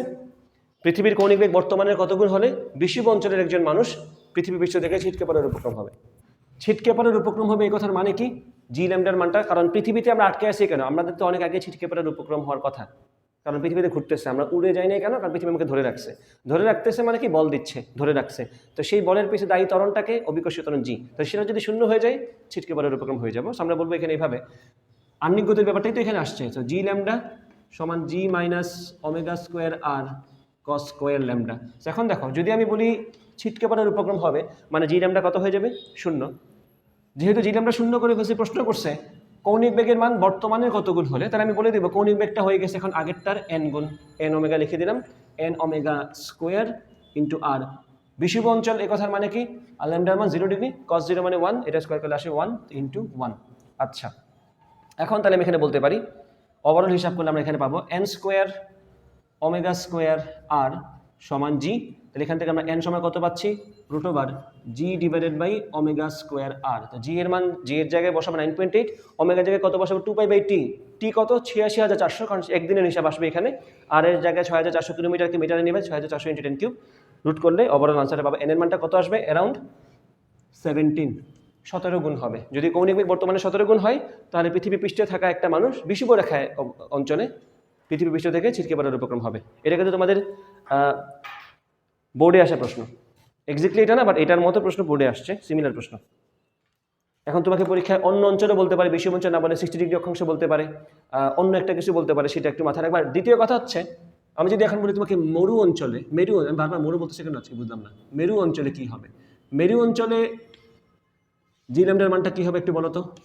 মেরু অঞ্চলে কি আমাদের ল্যামডার মানটা কত ডিগ্রি? আমি কি এখানে আসে না এখন? মেরু অঞ্চল মানে কি এটা না?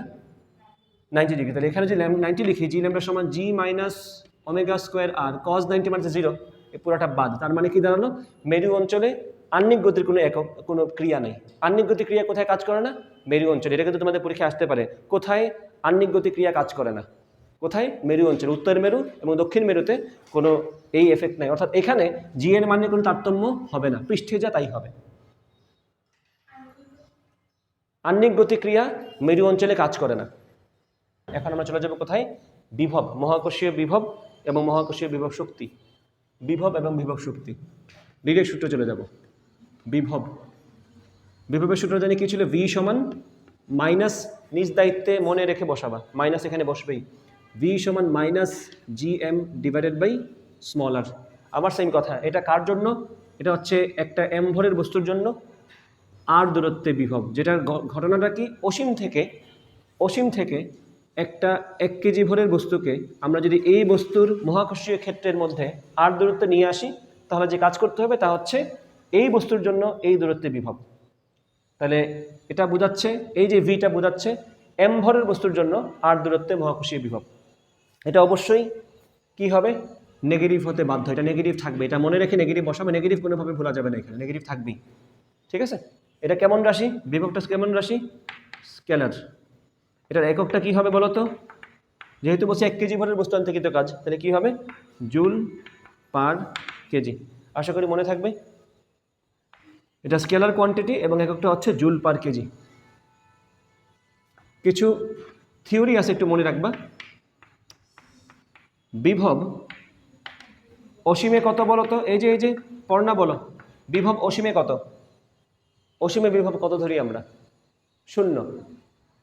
তো অসীমে যদি 0 হয়, এবং দ্বিতীয় কথা হচ্ছে বিভব অসীমে কি সর্বোচ্চ নাকি সর্বনিম্ন? সর্বোচ্চ। যেহেতু অসীমে বিভব সর্বোচ্চ এবং সেটাই 0, তাহলে বাকি সব জায়গায় তো আনসারটা এর থেকে কমই হইতে হবে। তো 0 থেকে কম মানে তো নেগেটিভ, এই জন্য আমাদের এখানে নেগেটিভ আসছে।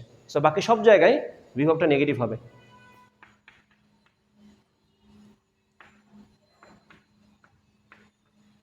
সকল জায়গায় বিভব, এটা লেখার দরকার নেই, না লিখলেও চলবে। এটা হচ্ছে ঋণাত্মক, সকল জায়গায় বিভব ঋণাত্মক,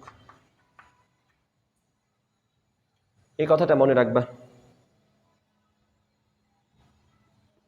আর বিভব অথবা বিভব শক্তি, এই কথাগুলো বলা হয় মূলত কার জন্য? সংরক্ষণশীল বলের জন্য। তাহলে এই জিনিসটা, বিভবটা ডিফাইন কার জন্য? সংরক্ষণশীল বলের জন্য প্রযোজ্য।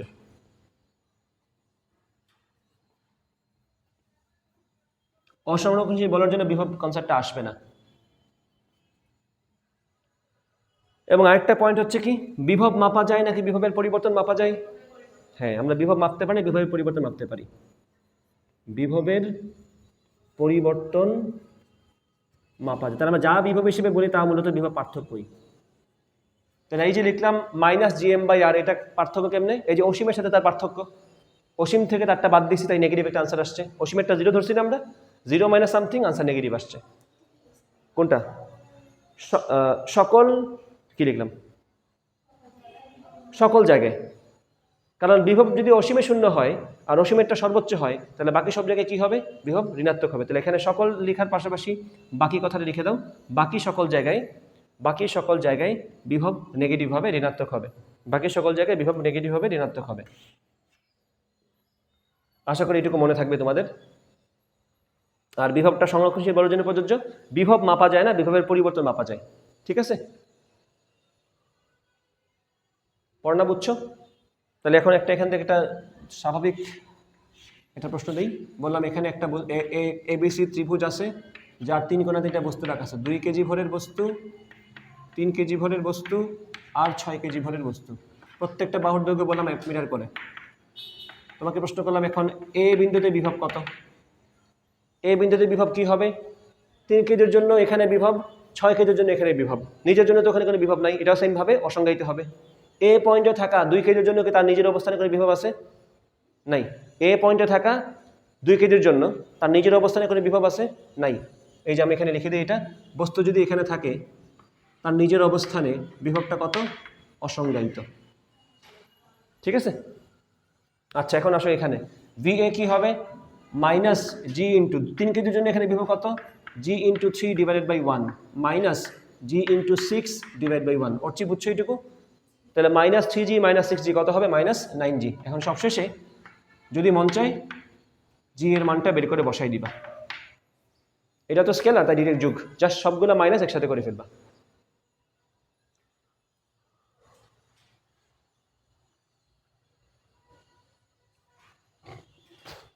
হয়েছে এটুকু? বিভব ডান। তাফিমা হয়েছে এটুকু? সাবাস।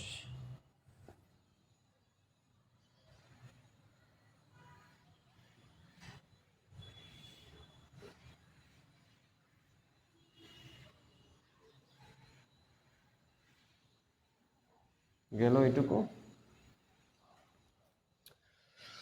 এখন আসো, ধরো তোমাকে এরকম একটা প্রশ্ন দেয়া হলো,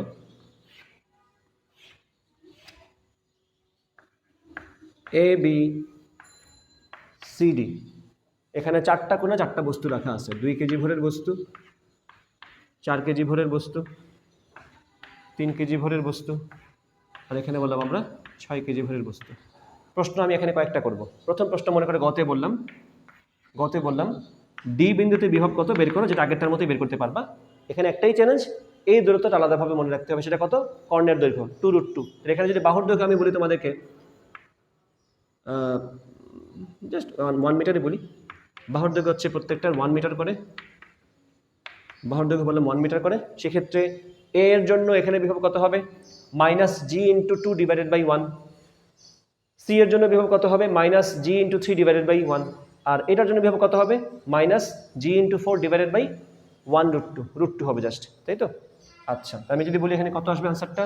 মাইনাস জি ইন্টু এটার জন্য 2 ডিভাইডেড বাই 1, তারপরে মাইনাস জি ইন্টু এটার জন্য ডিভাইডেড বাই 1, তারপরে minus G into 4 divide by কত আসবে? কর্ণের দেখো কত?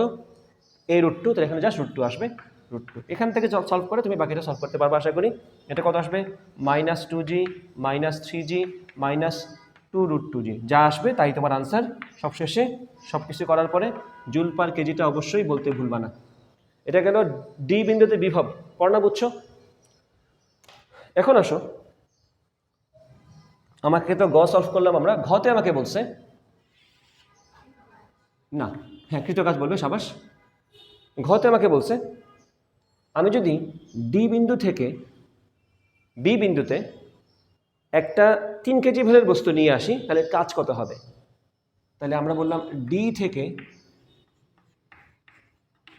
বিতে 3 কেজি ভরের বস্তু আনতে, তোমরা কি বোর্ড দেখো? তুমি দেখো কৃত কাজ কত। সো আমরা প্ল্যানটা আগে বলি, প্ল্যানটা কি হবে? আমাকে বলছে ডি থেকে বিতে একটা বস্তুকে নিয়ে আসবে, সেটা কত ভরের? 3 কেজি ভরের। এখান থেকে এখানে একটা 3 কেজি ভরের বস্তু আনতে কাজ কত হবে? তো আমাদের প্ল্যান এখানে স্টেপ কি হবে? প্রথমে ডি বিন্দুতে বিভব বের করব, তারপরে বি বিন্দুতে বিভব বের করব, তারপরে কি বিভব পার্থক্য বের করব। আমরা বলবো ডিফারেন্স ইন পটেনশিয়াল, এই যে বিভব পার্থক্য, বিভব পার্থক্য। হ্যাঁ, তাহলে আমরা ডি এর বিভব বের করলাম, বি এর বিভব বের করলাম, তারপর তাদেরকে বিয়োগ করে আমরা পার্থক্য বের করব। পার্থক্য মানে কি, যে এখান থেকে এখানে 1 কেজি ভরের বস্তু আনতে কৃত কাজ কত, তাহলে 3 কেজি ভরের বস্তু আনতে কৃত কাজ কত বের করা যাবে না? যাবে। তা আলাদাভাবে আমরা এটা করি, ভিডি কত, মাইনাস জি, ডি তো বের করছি না আমরা এখানে একটু কি, ডি তো বের করাই আছে আমাদের নাকি, এটা লিখে দিই, গ থেকে পাই minus 2g minus 3g minus 5g minus 2√2g, এটাকে লিখলাম আমরা মাইনাস 5 মাইনাস 2√2। আমি একবারে কমন নিয়ে নিই নাকি, মাইনাস 5 মাইনাস 2√2g। আর বি এরটা কত হবে, বি এরটা কত হবে বলো তো, minus G into 2/1 minus G into 3/1 minus G into 6/√2, তাই তো? আমি এটা করে ফেলি এখানে, minus G into 2/1 minus G into 3/1 minus G into 6/√2।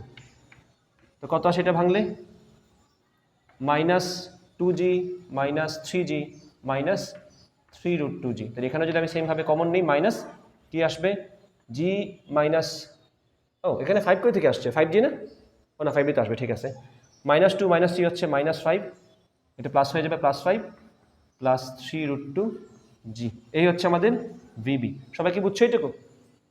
তো আমার ডি এর বিভব বের করা হইলো, বি এর বিভব বের করা হইলো, আমি কি যাবো কই থেকে কই, ডি থেকে বিতে, তা আমি শেষটা থেকে আদিটা বিয়োগ করব। তাহলে বিভব পার্থক্যটা কত আসবে বলো তো, বিভব পার্থক্যটা আসবে ভিবি মাইনাস ভিডি। এখন এগুলো জাস্ট বসাই দাও, ভিবি কত আমাদের এখানে আসছে, এই যে এটা,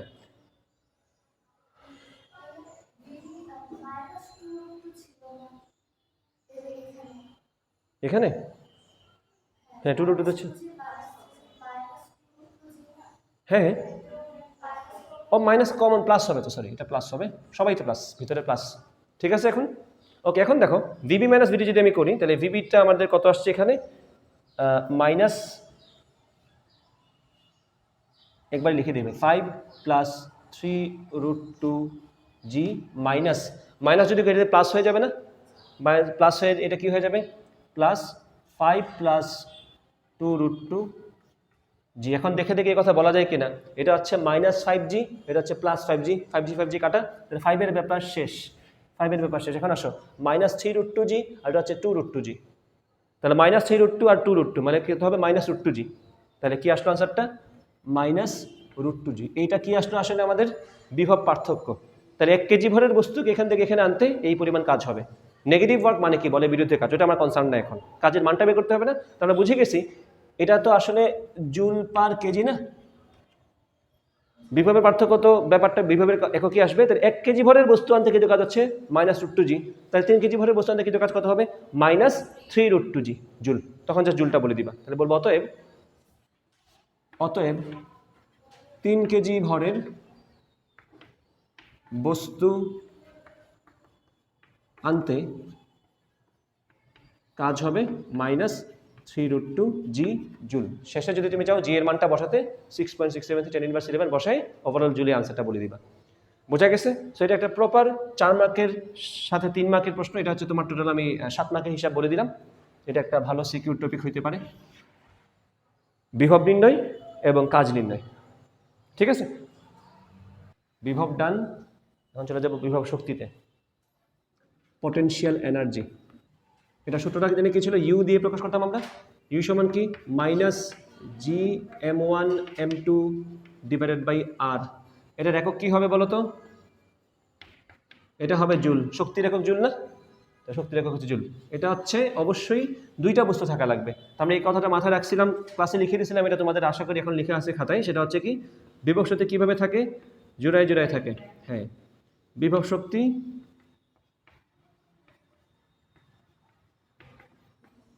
শব্দটা এমন পাওয়ারফুল, জোড়া বললে বোঝা যায় দুইটা, তাও আমরা জোড়াকেও জোড়ায় জোড়ায় বলতেছি, জোড়ায় জোড়ায়।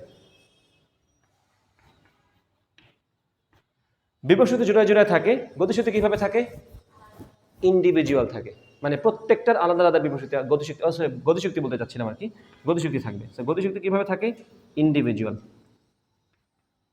গতিশক্তি থাকবে ইন্ডিভিজুয়াল। এই কথাটা একটু পরে আমি কনসেপচুয়ালি আবার মনে করাবো তোমাদেরকে।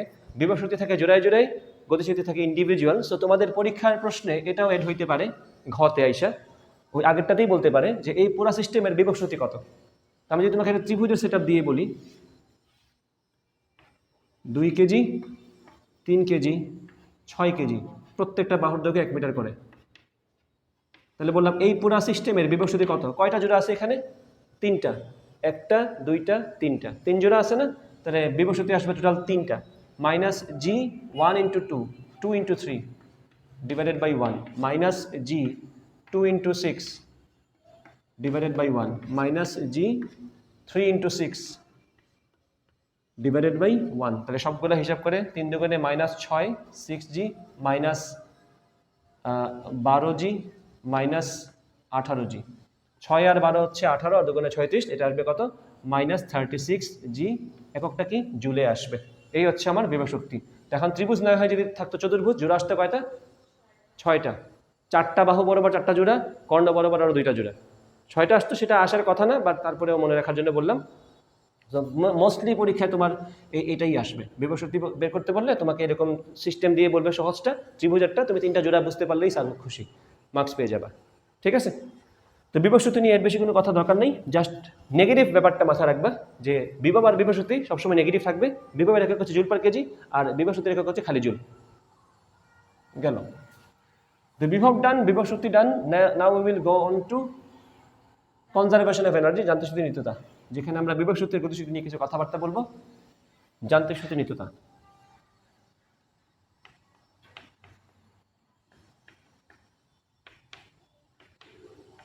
এখানে কিছু শর্ত আছে, যদি মহাকর্ষে সেটা দরকার পড়বে না। এখানে শর্তগুলো কি ছিল? কোনো বাহ্যিক বল থাকবে না। তো তোমাকে যদি পরীক্ষায় প্রশ্ন করে পৃথিবী আর চাঁদ নিয়ে, তুমি তো নিজে থেকে সূর্য নিয়ে আসবে না, জানা কথা। তো বাহ্যিক বল আমরা এখানে রাখবো না। অসংরক্ষণশীল বল থাকতে পারে না। মহাবিশ্বে কিন্তু অসংরক্ষণশীল বলে কোনো কনসেপ্ট আসলে ওইভাবে নাই, কারণ ওখানে তো কোনো আমাদের ঘর্ষণ বল নাই, বাতাস তো নাই, বাতাসে বাধা গতিক আসবে। সো ওইসব ব্যাপার আমাদের চিন্তা না করলেও চলবে এখানে। সো এখানে আমরা ডিরেক্ট সূত্রটা লিখে দিব, শর্ত লেখার দরকার নেই তেমন একটা। আমি বলবো ইউআই প্লাস কে আই, আদিতে বিভব শক্তি আর গতিশক্তির যোগফল, শেষে বিভব শক্তি আর গতিশক্তির যোগফলের সমান। এটা আমরা এক্স্যাক্টলি সেম সূত্রটাই কাজচুতি ক্ষমতায় লিখছিলাম, বা কাজচুতি ক্ষমতা আমরা ইউ বলতে বুঝতাম mgh, এখানে আমরা ইউ বলতে বুঝবো gm1 m2/r। বোঝা গেছে কিনা? ওকে, সো এইটা মাথায় রাখবা। আদিতে মোট শক্তি সমান শেষে মোট শক্তি, আদিতে মোট শক্তি সমান শেষে মোট শক্তি। ওকে, এখন একটা সিচুয়েশনে যাই আমরা। ধরো তোমাকে বললাম একটা বস্তুকে পৃথিবীর পৃষ্ঠ থেকে 5 কিলোমিটার পার সেকেন্ড বেগে নিক্ষেপ করা হলো। প্রশ্ন হচ্ছে সে সর্বোচ্চ কত উচ্চতায় উঠবে? সর্বোচ্চ যে উচ্চতায় যাবে সেখানে গিয়ে তার বেগটা শূন্য হবে না? ওকে, এখানে কি আমরা u²/2g ইউজ করতে পারবো? h সমান u²/2g ইউজ করা যায় না, কারণ বেগের মানটা হিউজ, জি এর মান বদলাবে। আমরা যখন বলি h সমান u²/2g, আমরা ধরে নিই জি এর মানটা বদলাচ্ছে না। আমাদের এখানে কি জি এর মান বদলাবেই না? এই চ্যাপ্টারটাতে জি এর মান বদলানোর জন্য। তাহলে এখানে আমরা অবশ্যই এই সূত্র ইউজ করতে পারবো না। সো এখানে এটা লিখে তারপরে কাটবা, যাতে মনে থাকে এটা এখানে ইউজ হবে না, কারণ এখানে জি এর মান সিগনিফিকেন্টলি বদলাবে, মুহূর্তে মুহূর্তে জি এর মান। কারণ বেগ চিন্তা করছে 1 সেকেন্ডে 5 কিলোমিটার চলে গেছে সে, 1 সেকেন্ডে 5 কিলোমিটার মানে বুঝতেছো কই চলে গেছে? তোমার দৃষ্টিসীমার বাইরে চলে গেছে 1 সেকেন্ডের মধ্যে, তুমি আর দেখতেছি না ওটাকে, বুঝছো? সো এটা ইউজ করা যাবে না। কোনটা ইউজ করবো আমরা? শক্তির নিত্যতা। শক্তির নিত্যতা কখনো চেঞ্জ হবে না, কারণ শক্তির নিত্যতা শর্ত এখানে পূরণ হবে। এখানে তার মোট শক্তি যা ছিল এখানে তার মোট শক্তি তাই থাকতে বাধ্য। এখানে বিভব শক্তি গতিশক্তি যোগফল যা ছিল এখানে তাই থাকতে বাধ্য। তো আমি এখন লিখবো এটা ইউআই প্লাস কে আই সমান ইউএফ প্লাস কে এফ। এখন আমাকে বলবা এখানে এই সিস্টেমে মোট বস্তু কয়টা? 2টা, বস্তু আর পৃথিবী। মানে এই যে বস্তু যাকে আমি নিক্ষেপ করতেছি যেটা স্মল এম ভরের, আর এই যে পৃথিবী যার থেকে আমি নিক্ষেপ করছি সে হচ্ছে ক্যাপিটাল এম ভরের। তাহলে সিস্টেমে বস্তু কয়টা? সিস্টেম হওয়ার জন্য তো অ্যাটলিস্ট 2টা থাকা দরকার, বিভব শক্তি হওয়ার জন্য তো অ্যাটলিস্ট 2টা থাকা দরকার। সো এটা কমন সেন্স, আমাকে অ্যাটলিস্ট একটা জোড়া দেওয়া হবে, নাহলে জোড়া না থাকলে বিভব শক্তি কেন বলবো, তাই না? তো পৃথিবী এবং বস্তু মিলে হচ্ছে আমার জোড়া। জোড়া এখানে কয়টা তাহলে? একটা। তাহলে এখানে বিভব শক্তিতে কি আসবে? আদিতে তো বস্তু ছিল পৃথিবীর পৃষ্ঠে, তো আমি এখানে কি লিখবো? মাইনাস জি পৃথিবীর ভর বস্তুর ভর ডিভাইড বাই আর। গতিশক্তি এখানে কয়টা আসবে বলো তো? গতিশক্তি কয়টা আসবে? বস্তু কয়টা? গতিশক্তি কিভাবে থাকে বলছিলাম? বিভব শক্তি থাকে জোড়ায় জোড়ায়, গতিশক্তি থাকে ইন্ডিভিজুয়াল, আলাদা আলাদা। সো এখানে বস্তু কয়টা?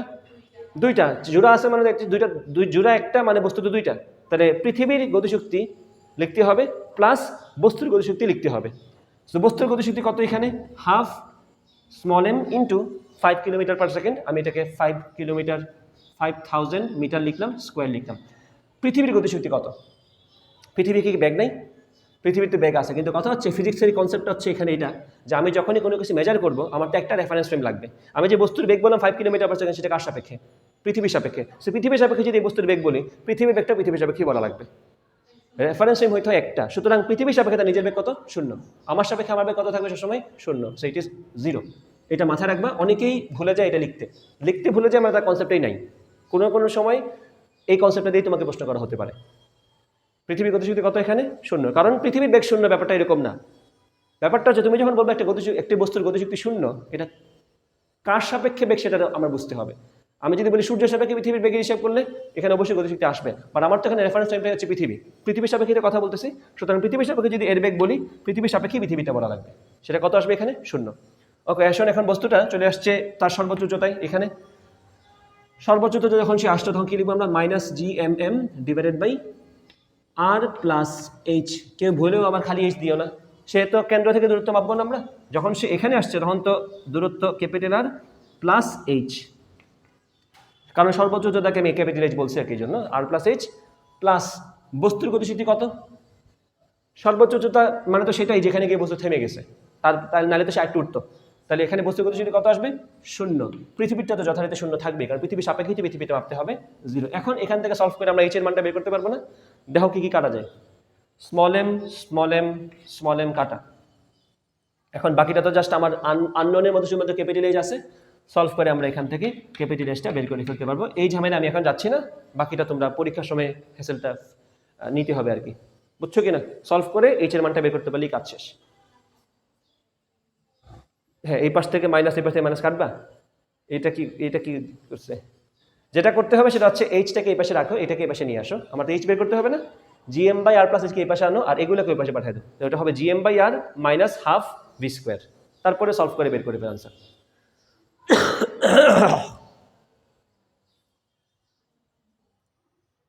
পড়না বুঝতে পারছো? গেল। এখন দেখো, যান্ত্রিক শক্তি নিত্যতার সব থেকে সুন্দর প্রমাণ যেটা আমাদের বইয়ে আছে, বা সব থেকে সুন্দর টপিক, সেটা হচ্ছে কোনটা? মুক্তিবেগেরটা, নাকি? মুক্তিবেগের ক্ষেত্রে কি হয়? মিনিমাম একটা বেগে আমরা বস্তুকে নিক্ষেপ করলে বস্তুটা পৃথিবীর বলয় পার করে চলে যায়, অর্থাৎ যখন সে পৃথিবীর বলয় পার করছে তখন তার বেগটা হয়ে গেছে 0। বলয় পার করছে মানে কি? জি এর মানটাও 0, কারণ পৃথিবীটাকে টানতেছে না। পৃথিবীর বলয় পার করা মাত্রই তার বেগটা কত হয়ে গেছে? 0, কারণ তাকে আমি মিনিমাম বেগে মারছি। অনেক বেশি বেগে মানে তো অবশ্যই পৃথিবী বলয় পার করে তার মধ্যে জমা থাকবে কিছু একটা, আমি জাস্ট ওইটুকু দিয়ে যেটুকু তার কোনো মতে লাগবে বলয় পার করতে, বলয় পার করে ফেলছে, বেগটা 0 হয়ে গেছে। তো সেই জায়গা থেকে আমি যদি আবার বলি, এখানেও আমরা কনজারভেশন অফ এনার্জি ইউজ করবো, মুক্তিবেগের রাশি মানে বের করতে পারি। এই সূত্রের ইউজ দেখার জন্য আমার এটা প্রমাণ দেখতে হবে। এখন শুরু করি এখান থেকে। আদিতে ইউআই প্লাস কে আই, পরে আসছে কোথায়? এখানে ইউএফ প্লাস কে এফ। এখানে ওভারঅল সিস্টেমে বস্তু কয়টা? 2টা, পৃথিবী এবং আমাদের এই নিক্ষিপ্ত বস্তুটা। তো এই ক্ষেত্রে আমরা কি লিখবো? মাইনাস জি ক্যাপিটাল এম, পৃথিবীর ভরটা হচ্ছে ক্যাপিটাল এম, বস্তুর ভর হচ্ছে স্মল এম, ডিভাইডেড বাই কি জানি ছিল, আর পৃষ্ঠে ছিল না সে, আর প্লাস হাফ বস্তুর ভর হচ্ছে স্মল এম, বস্তুর বেগ হচ্ছে ভিই, কারণ আমি তাকে মিনিমাম বেগে নিক্ষেপ করতেছি মুক্তি বেগের জন্য, প্লাস পৃথিবীর গতিশক্তি কত? 0। এরপর আসো, বস্তুটা কি বলয় পার করে ফেলছে না? তো যেখানে বলয় পার হয়ে গেছে, জি এর মান 0 হয়ে গেছে, সেটা কি পৃথিবীর সাপেক্ষে অসীম দূরত্ব না? অসীম দূরত্ব যদি সে চলে যায়, তাহলে এখান থেকে এই দূরত্বটা ওভারঅল অসীমই বলতে পারি আমরা, নাকি? পৃথিবীর বলয় পার করে ফেলছে মানেই হচ্ছে পৃথিবীর সাপেক্ষে তার দূরত্বটা কত? অসীম।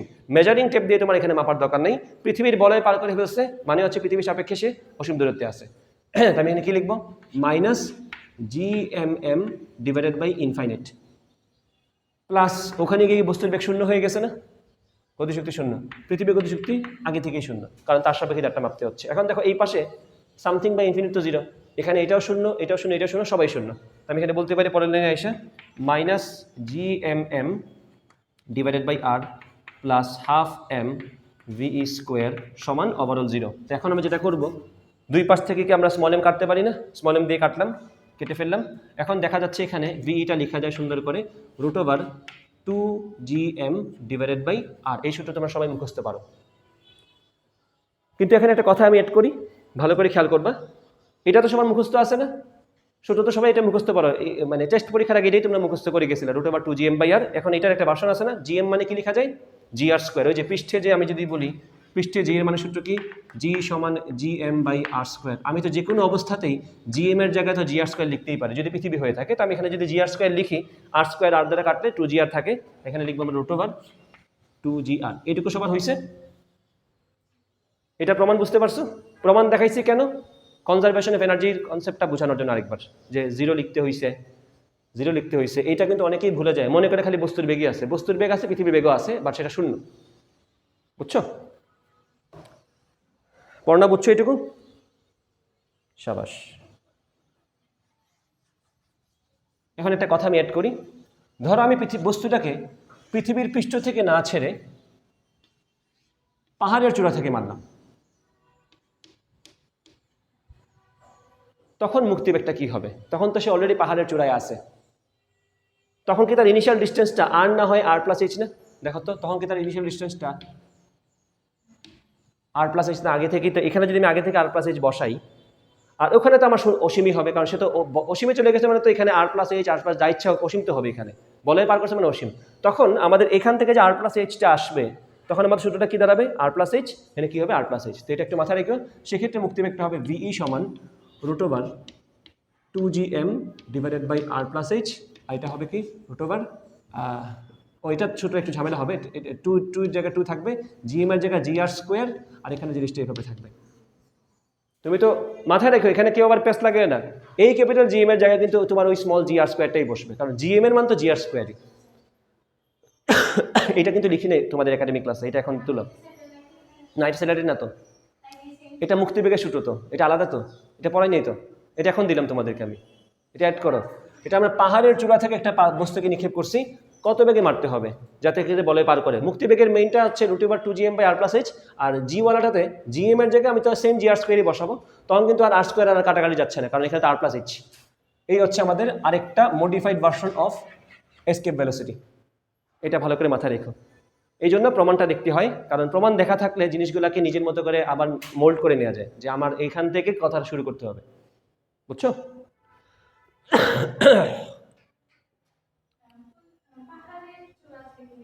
হ্যাঁ হ্যাঁ, যেহেতু পাহাড়ের চূড়া থেকে মারছি, খেয়াল করে এখানে আবার দেখাই, পাহাড়ের চূড়া থেকে মারছি না, তখন ইনিশিয়ালি কি তার ডিস্টেন্সটা আর প্লাস এইচ না? এখানে আর প্লাস এইচ আসবে, এখানেও আর প্লাস এইচ আসবে, তখন তো কি √2gm তো আছে তার জায়গায়, বাট এখানে আসবে আর প্লাস এইচ, ওই যে আর প্লাস এইচ বসাইছি। কিন্তু এখানে যে জিএম এর জায়গায় আমি জি আর স্কোয়ার লিখছিলাম, তখন তো উপরের আর স্কোয়ার নিচের আর দ্বারা কাটা গেছে, এখন তো নিচে আছে আর প্লাস এইচ, তখন তো আর স্কোয়ারকে কাটা যাবে না এমনি, তখন জিনিসটা একটু উইয়ার্ড হবে দেখতে। সো তোমার এটা মুখস্থ করার থেকে জিনিসটা বোঝা জরুরি, কারণ শেষের দিকে এসে পড়তেছো, এগুলো তো তোমার পরীক্ষার হলে আবার সেম কাজই করতে হবে, তুমি তো ভুলে যাবে আবার, এগুলো মুখস্থ করে পুষাইতে পারবে না। এর জন্য প্রমাণ দেখতে হয় মাঝে মধ্যে, তাহলে জিনিসটা একটু যদি পরীক্ষায় মডিফাই করে। দেখো পরীক্ষা আমি তোমাদেরকে এটা দিলাম, ধরো আমি আজকে পড়াইলাম না তোমাদেরকে, এটা পরীক্ষার হলেই বললো একটা পাহাড়ের উচ্চতা হচ্ছে 10 কিলোমিটার বা পাহাড়ের উচ্চতা হচ্ছে 500 কিলোমিটার, সেই পাহাড়ের চূড়া থেকে একটা বস্তুকে কত বেগে নিক্ষেপ করলে সেই পৃথিবী বলয় পার করে চলে যাবে, মিনিমাম কত বেগে মারলে। তো তোমার কি তখন এই মডিফিকেশনটা জানা থাকলে তোমার জন্য সুবিধা না? হ্যাঁ, এটা হচ্ছে কথা। এটা কিন্তু তোমার জন্য এটা কিন্তু তোমার কোনো প্রতিষ্ঠিত সূত্র না, তুমি ডিরেক্ট ইউজ করতেও পারবে না। তোমার আশা রাখবে কই থেকে? তোমার আশা রাখবে এখান থেকেই, যে গল্পটা এখান থেকে শুরু করলে ভালো। এই জন্য তোমার এগুলো জানা থাকা দরকার। বুঝছো? আর প্রশ্ন দিন দিন কঠিন হচ্ছে, সো মাথায় রাখবে প্রশ্ন কঠিন হইতেই পারে, টিপিক্যাল প্রশ্নের বাইরে এসে প্রশ্ন দিয়ে দিতে পারে। এই যে বলছিলাম 5 কিলোমিটার/সেকেন্ড বেগে মারলে কত উচ্চতা উঠবে, সেগুলো কিন্তু সচরাচর পরীক্ষায় আসে না, কিন্তু আসতে কতক্ষণ? কারণ এই 5 কিলোমিটার/সেকেন্ড বেগে নিক্ষেপ করলে বস্তু কত উচ্চতায় উঠবে, এটা কিন্তু তোমাদের 9, 10-এর বইয়ে প্রশ্ন দেওয়া ছিল। তখন বলা ছিল এটা 9, 10-এর বিদ্যা দিয়ে সলভ করা সম্ভব না, পরবর্তী শ্রেণীতে জানতে পারবা। তো পরবর্তীতে শ্রেণীতে আইসা যদি না পারো, পরীক্ষা আসা যেতে হবে না। বুঝছো? সো এটা একটু মাথায় রেখো। সো এইটুক ডান, আশা করি বুঝছো। মুক্তিবেগের পার্ট শেষ। এখন পৃথিবীর মুক্তিবেগ কত? 11.2। পাহাড়ের চূড়া থেকে মানে যে খুব চেঞ্জ হবে ব্যাপারটা এরকম না, বাট তোমার রাশিমালা কিন্তু এইভাবে বানানো লাগবে যাদের কাছে স্যার তোমাকে মার্কস দেয়। সো পৃথিবীর জন্য মুক্তিবেগটা কত? 11.2 কিলোমিটার/সেকেন্ড। পৃথিবী থেকে যদি আমি একটা বস্তুকে 11.2 কিলোমিটার/সেকেন্ড বেগে নিক্ষেপ করি, তাহলে সে কোনো মতে পৃথিবী বলয়টা পার করবে, অর্থাৎ বলয় পার করার মাত্রা তার একটা কত হবে? 0। আরেকটা প্রশ্ন আমি অ্যাড করি, যদি আমি একটা বস্তুকে এমন বেগে নিক্ষেপ করি, আমি এখানে এটা হোয়াট ইফ দিয়ে অ্যাড করি, হোয়াট ইফ আমাদের নিক্ষেপের বেগটা মুক্তি বেগ থেকে বড় হয়। ধরো আমি নিক্ষেপ করলাম তাকে 15 কিলোমিটার পার সেকেন্ডে, দ্যাট ইজ গ্রেটার দেন 11.2। তখন গল্পটা কি হবে? তখন তো নিশ্চয়ই বলয় পার করা মাত্রই তার বেগটা শূন্য হবে না, কারণ সে তো মুক্তি বেগের থেকে বেশি বেগে মারছি, কারণ তখন বলয় পার করা মাত্র তার হাতে আর অবশিষ্ট থাকবে বেগ। প্রশ্ন করছে সে কত বেগে মহাকাশে চলে যাবে? পৃথিবী বলয় পার করছে না, তখন তো তার বেগ শূন্য না, সে কত বেগে মহাকাশে চলে যাবে? তখন কিন্তু তোমার এখানে হাফ এম জিরো স্কোয়ার না, তখন তোমার বস্তুর বেগ কত আসবে? কিছু একটা হবে, V, half M V square লিখবা, সেই ভিটা তোমার এখান থেকে বের করতে হবে। তখন এখানে শূন্য হবে কারণ অসীমে চলে গেছে, এটাও শূন্য হবে কারণ পৃথিবীটা শূন্য, কিন্তু এখানে হাফ এম ভি স্কোয়ার থাকবে। তুমি এখন এই জায়গা সলভ করে ভিটা বের করতে হবে।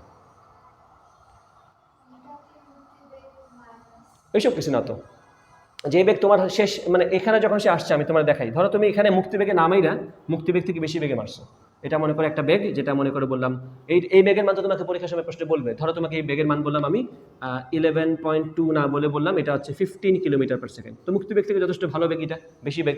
তো এখন যখন তুমি অসীমে পৌঁছে যাবা, যখন পৃথিবী থেকে টানতেছে না, তখন কি তার বেগটা শূন্য হবে? কিছু একটা তো হবে, সেটাই তো শেষ বেগ। তো শেষ বেগের জায়গায় তুমি গতিশক্তি কত পাবা? হাফ এম ভি স্কোয়ার, সেই ভিটা বের করলে কি হয়েছে? বুঝছো কি বলছি? বুঝছো কি বলছি? ক্লিয়ার তো? তখন এখানে কি আসবে? জিরোর জায়গায় আসবে, তখন এখানে জিরোর জায়গায় আসবে হাফ এম ভি স্কোয়ার, পৃথিবীটা জিরো থাকবে। তখন তুমি সলভ করে এই বেগটা ভিটা বের করবা, বাকি সব তোমাকে বলা আছে। আর এখানে হাফ এম ভি স্কোয়ার না, তখন তুমি তো তোমাকে একটা প্রযুক্ত বলতে তোমাকে বলছে, সেটা কত? সেটা মনে করো ওই যে 15 কিলোমিটার পার সেকেন্ড, যাই আসুক 15 × 10³ হাবিজাবি করার পরে যা আসবে সলভ করে বের করবা। বুঝতে পারছো কি বলছি?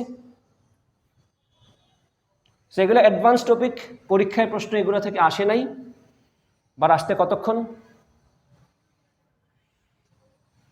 কোনো না কোনো বেস দিয়ে তো বাস শুরু হয়, কোনো না কোনো সাবজেক্টে, কোনো না কোনো টপিকে। তোমাদের বেস সেটা দিয়ে শুরু করতে পারে। সো এটা সবাই বাসায় করবা, বুঝছো? যদি আমি একটা বস্তুকে পৃথিবী পৃষ্ঠ থেকে মুক্তি বেগের থেকে বেশি বেগ, অর্থাৎ আমি তাকে নিক্ষেপ করলাম মনে করো 15 কিলোমিটার পার সেকেন্ড বেগে, যেটা মুক্তি বেগের থেকে বেশি বেগ। প্রশ্ন হচ্ছে পৃথিবীর বলয় যখন সে পার করবে, অথবা এইভাবে বলবো, সে কত বেগে মহাকাশে প্রবেশ করবে। যদিও পৃথিবী মহাকাশে আছে, বাট আমি এখানে মহাকাশে প্রবেশ করবে বলতে বোঝাচ্ছি পৃথিবীর বলয় পার করে তারপর যখন সে অসীমে চলে যাবে তখন। সো কত বেগে মহাকাশে প্রবেশ করবে, এখান থেকে তুমি আশা করি সলভ করতে পারবা। এটা একটা ভালো প্রশ্ন, অ্যাডভান্স প্রশ্ন। সে কত বেগে মহাকাশে প্রবেশ করবে, বোঝা গেছে? তুলে ফেলে প্রশ্নটা।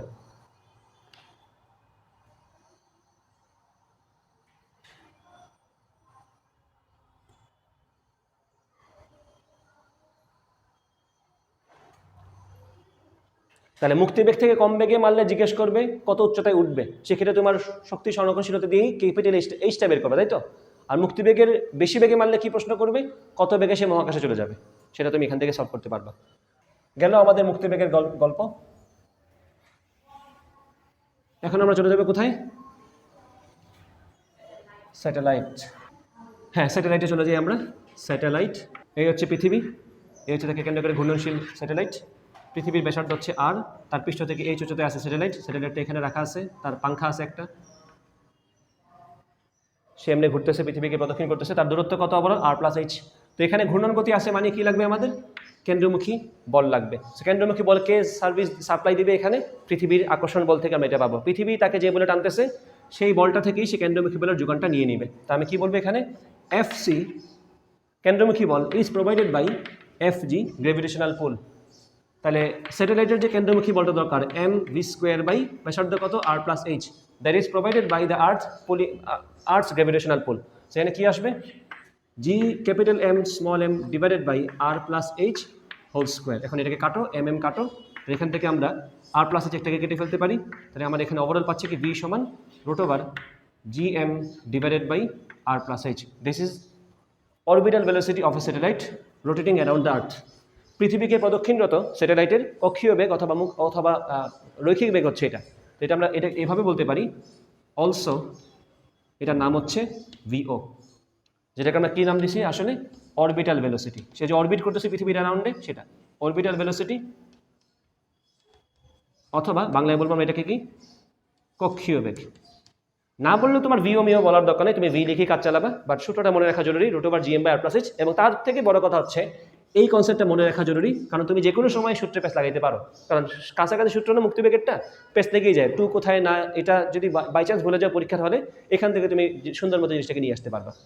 তাহলে এখন এখান থেকে আরেকটা টাইপের প্রশ্ন আসতে পারে, ধরো তোমাকে বললো আমি তো বেগেরটা মনে রাখবো, বা বেগেরটা আমি সামহাও ভুলে গেলেও বের করতে পারবো। যদি আমি বলি কৌণিক বেগের ক্ষেত্রে কি এটা আমরা সবাই মুখস্থ পারি না, ভি সমান ওমেগা আর। তোমাকে যদি পরীক্ষায় বলে ওমেগা বের করো, তুমি কি ভি কে আর দ্বারা ভাগ করে ওমেগা বের করতে পারবে না? সো খুবই সহজ কাজ, ওমেগা আমি তো ভি এরটা মুখস্থ রাখবো, আমার এগুলো মুখস্থ করার দরকার নেই, আমার মেইন সূত্র মনে রাখলেই হয়েছে। ভি সমান কি হবে, ওমেগা সমান কি হবে, v/r। ভি আমি বের করছি, আর বলতে এখানে কোনটা, r+h, ভাগ করে দিব, কৌণিক বেগ পেয়ে যাবো। যদি এটা পেয়ে যাই, টি বের করতে কি আমার কোনো প্যারা আছে, টি সমান 2π/t, 2π/ওমেগা। সো আমি ওমেগা, আমি ক্যাপিটাল টি, এগুলো বের করা আমার জন্য কোনো কঠিন কিছু না। আমি যদি এটা মুখস্থ পারি, বাকিটা অটোমেটিক্যালি ফল ইন করবে আমার সামনে। ঠিক আছে, তুমি কি বুঝতে পারছো?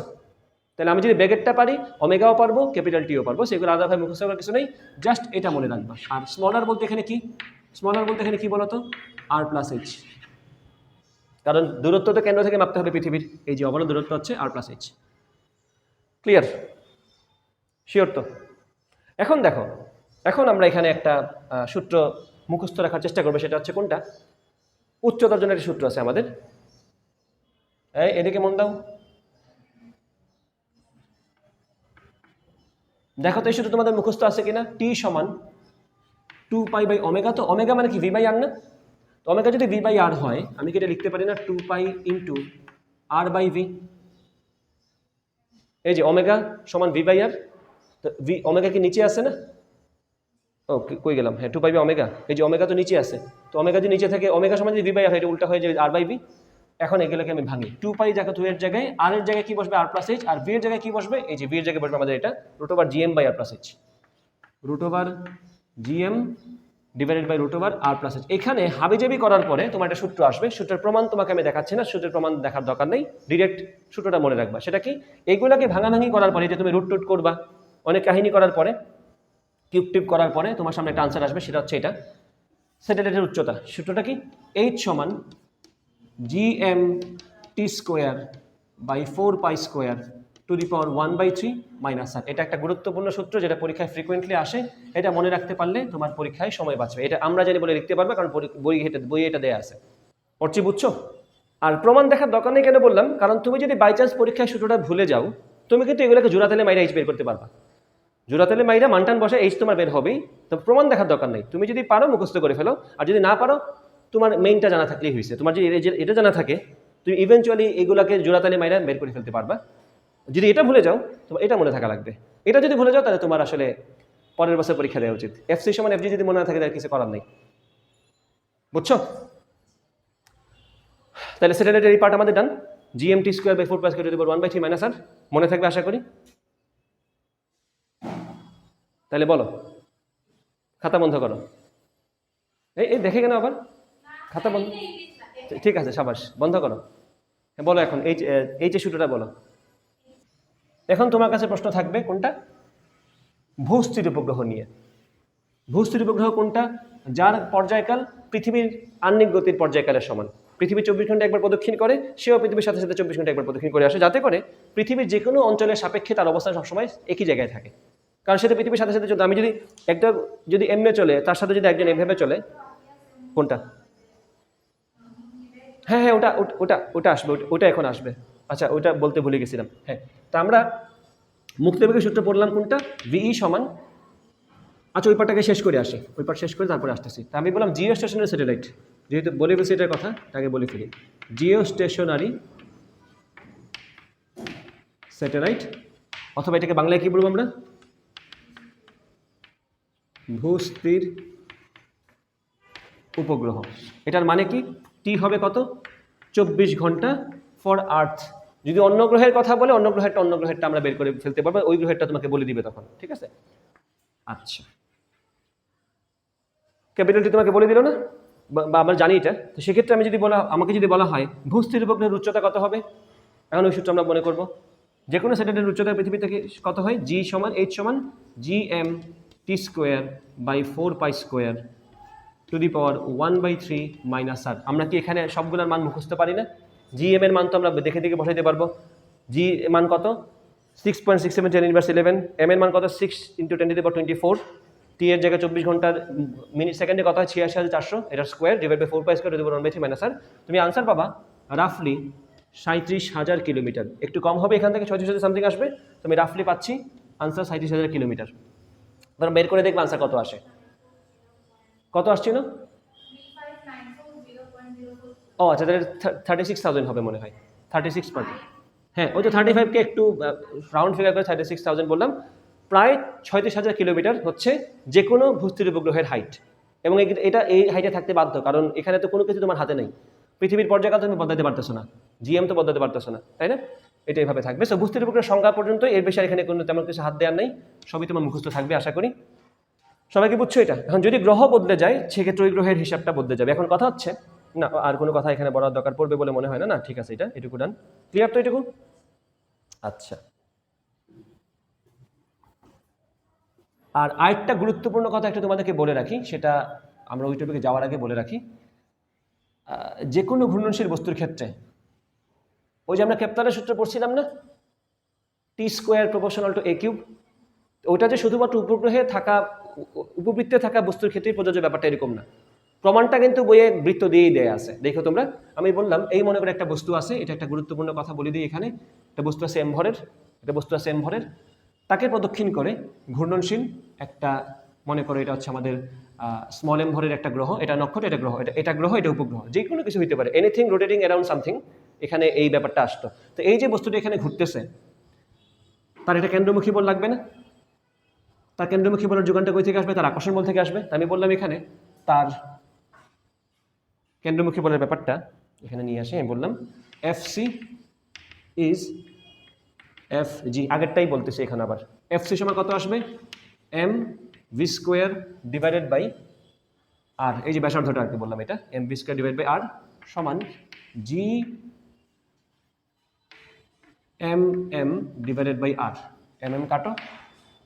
এখন দেখো ভালো করে, আমি বললাম এই আরটাকে দুই পাশ থেকে কাটে দেওয়া যায়, যেখানে r² আসবে, এখানে একটা কাটলাম, একটা থাকলো, তাহলে কি আসবে এখানে? v সমান কি আসতো বলো তো? √gm/r, রুটটা পরে দিব না, রুটটা এখন না দিই। এখন দেখো এখানে লিখতে পারি আমরা কি, v² সমান gm/r। এখন ব্যাপারটা খেয়াল করবা, v সমান কি আমাদের ওমেগা আর না?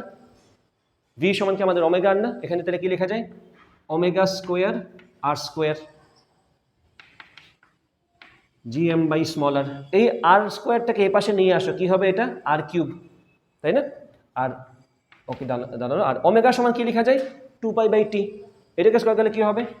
4π² আর এটা হয়ে গেল আমার এই পাশে নিয়ে আসলে gm ডিভাইডেড বাই r³। কোনো সমস্যা আছে এখানে? এখন দেখো ভালো করে, এটাকে যদি উল্টায় দেই জিনিসটা কি দাঁড়ায়? T²/4π² সমান r³ ডিভাইডেড বাই gm। ভালো করে খেয়াল করে দেখো তো, এখানে কি 4π² কনস্ট্যান্ট না? gmটা কি কনস্ট্যান্ট না? তো আমি এখানে এটা বলতে পারি কিনা, T² সমান 4π² gm r³। তাহলে এই যে জিনিসটা, এটা কি পুরোটা কনস্ট্যান্ট না? তো আমি কি বলতে পারি? পর্যায়কালের বর্গ ব্যাসার্ধের ঘন সমানুপাতিক। So this formula is not only for কেপলারের থার্ড ল অথবা গ্রহ নক্ষত্রের জন্য, ব্যাপারটা এরকম না, এটা সকল ঘূর্ণনশীল বস্তুর ক্ষেত্রে প্রযোজ্য। এটা একটা গুরুত্বপূর্ণ কথা যেটা তোমাকে পরীক্ষার সময় কাজে দিতে পারে, বুঝছো কিনা? তা পর্যায়কালের বর্গ ব্যাসার্ধের ঘন সমানুপাতিক, যেমনটা তোমরা পড়ে আসছো, পর্যায়কালের বর্গ ওই যে স্মল এ এর ঘন সমানুপাতিক, সেটা তুমি ব্যাসার্ধের জন্য সমানভাবে অ্যাপ্লাই করতে পারবা। সেটা একটা পাওয়ারফুল ফর্মুলা, এমসিকিউতে এটা ভালো রকম তোমার কাজে লাগতে পারে যে কোনো সময়।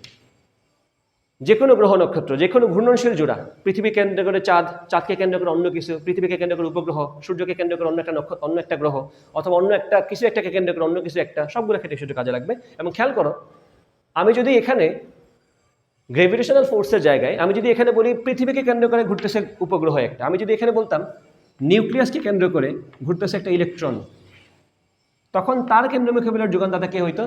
তড়িৎ বল। তখন আমি কি লিখতাম? FC সমান FE, ই ফ্রম ওই যে ইলেকট্রিক ফোর্সের জায়গা থেকে আনলাম। তো এখানে কি দেখা চেহারা কি সিমিলার না? এখানে কি আসতো? FC সমান কি হইতো?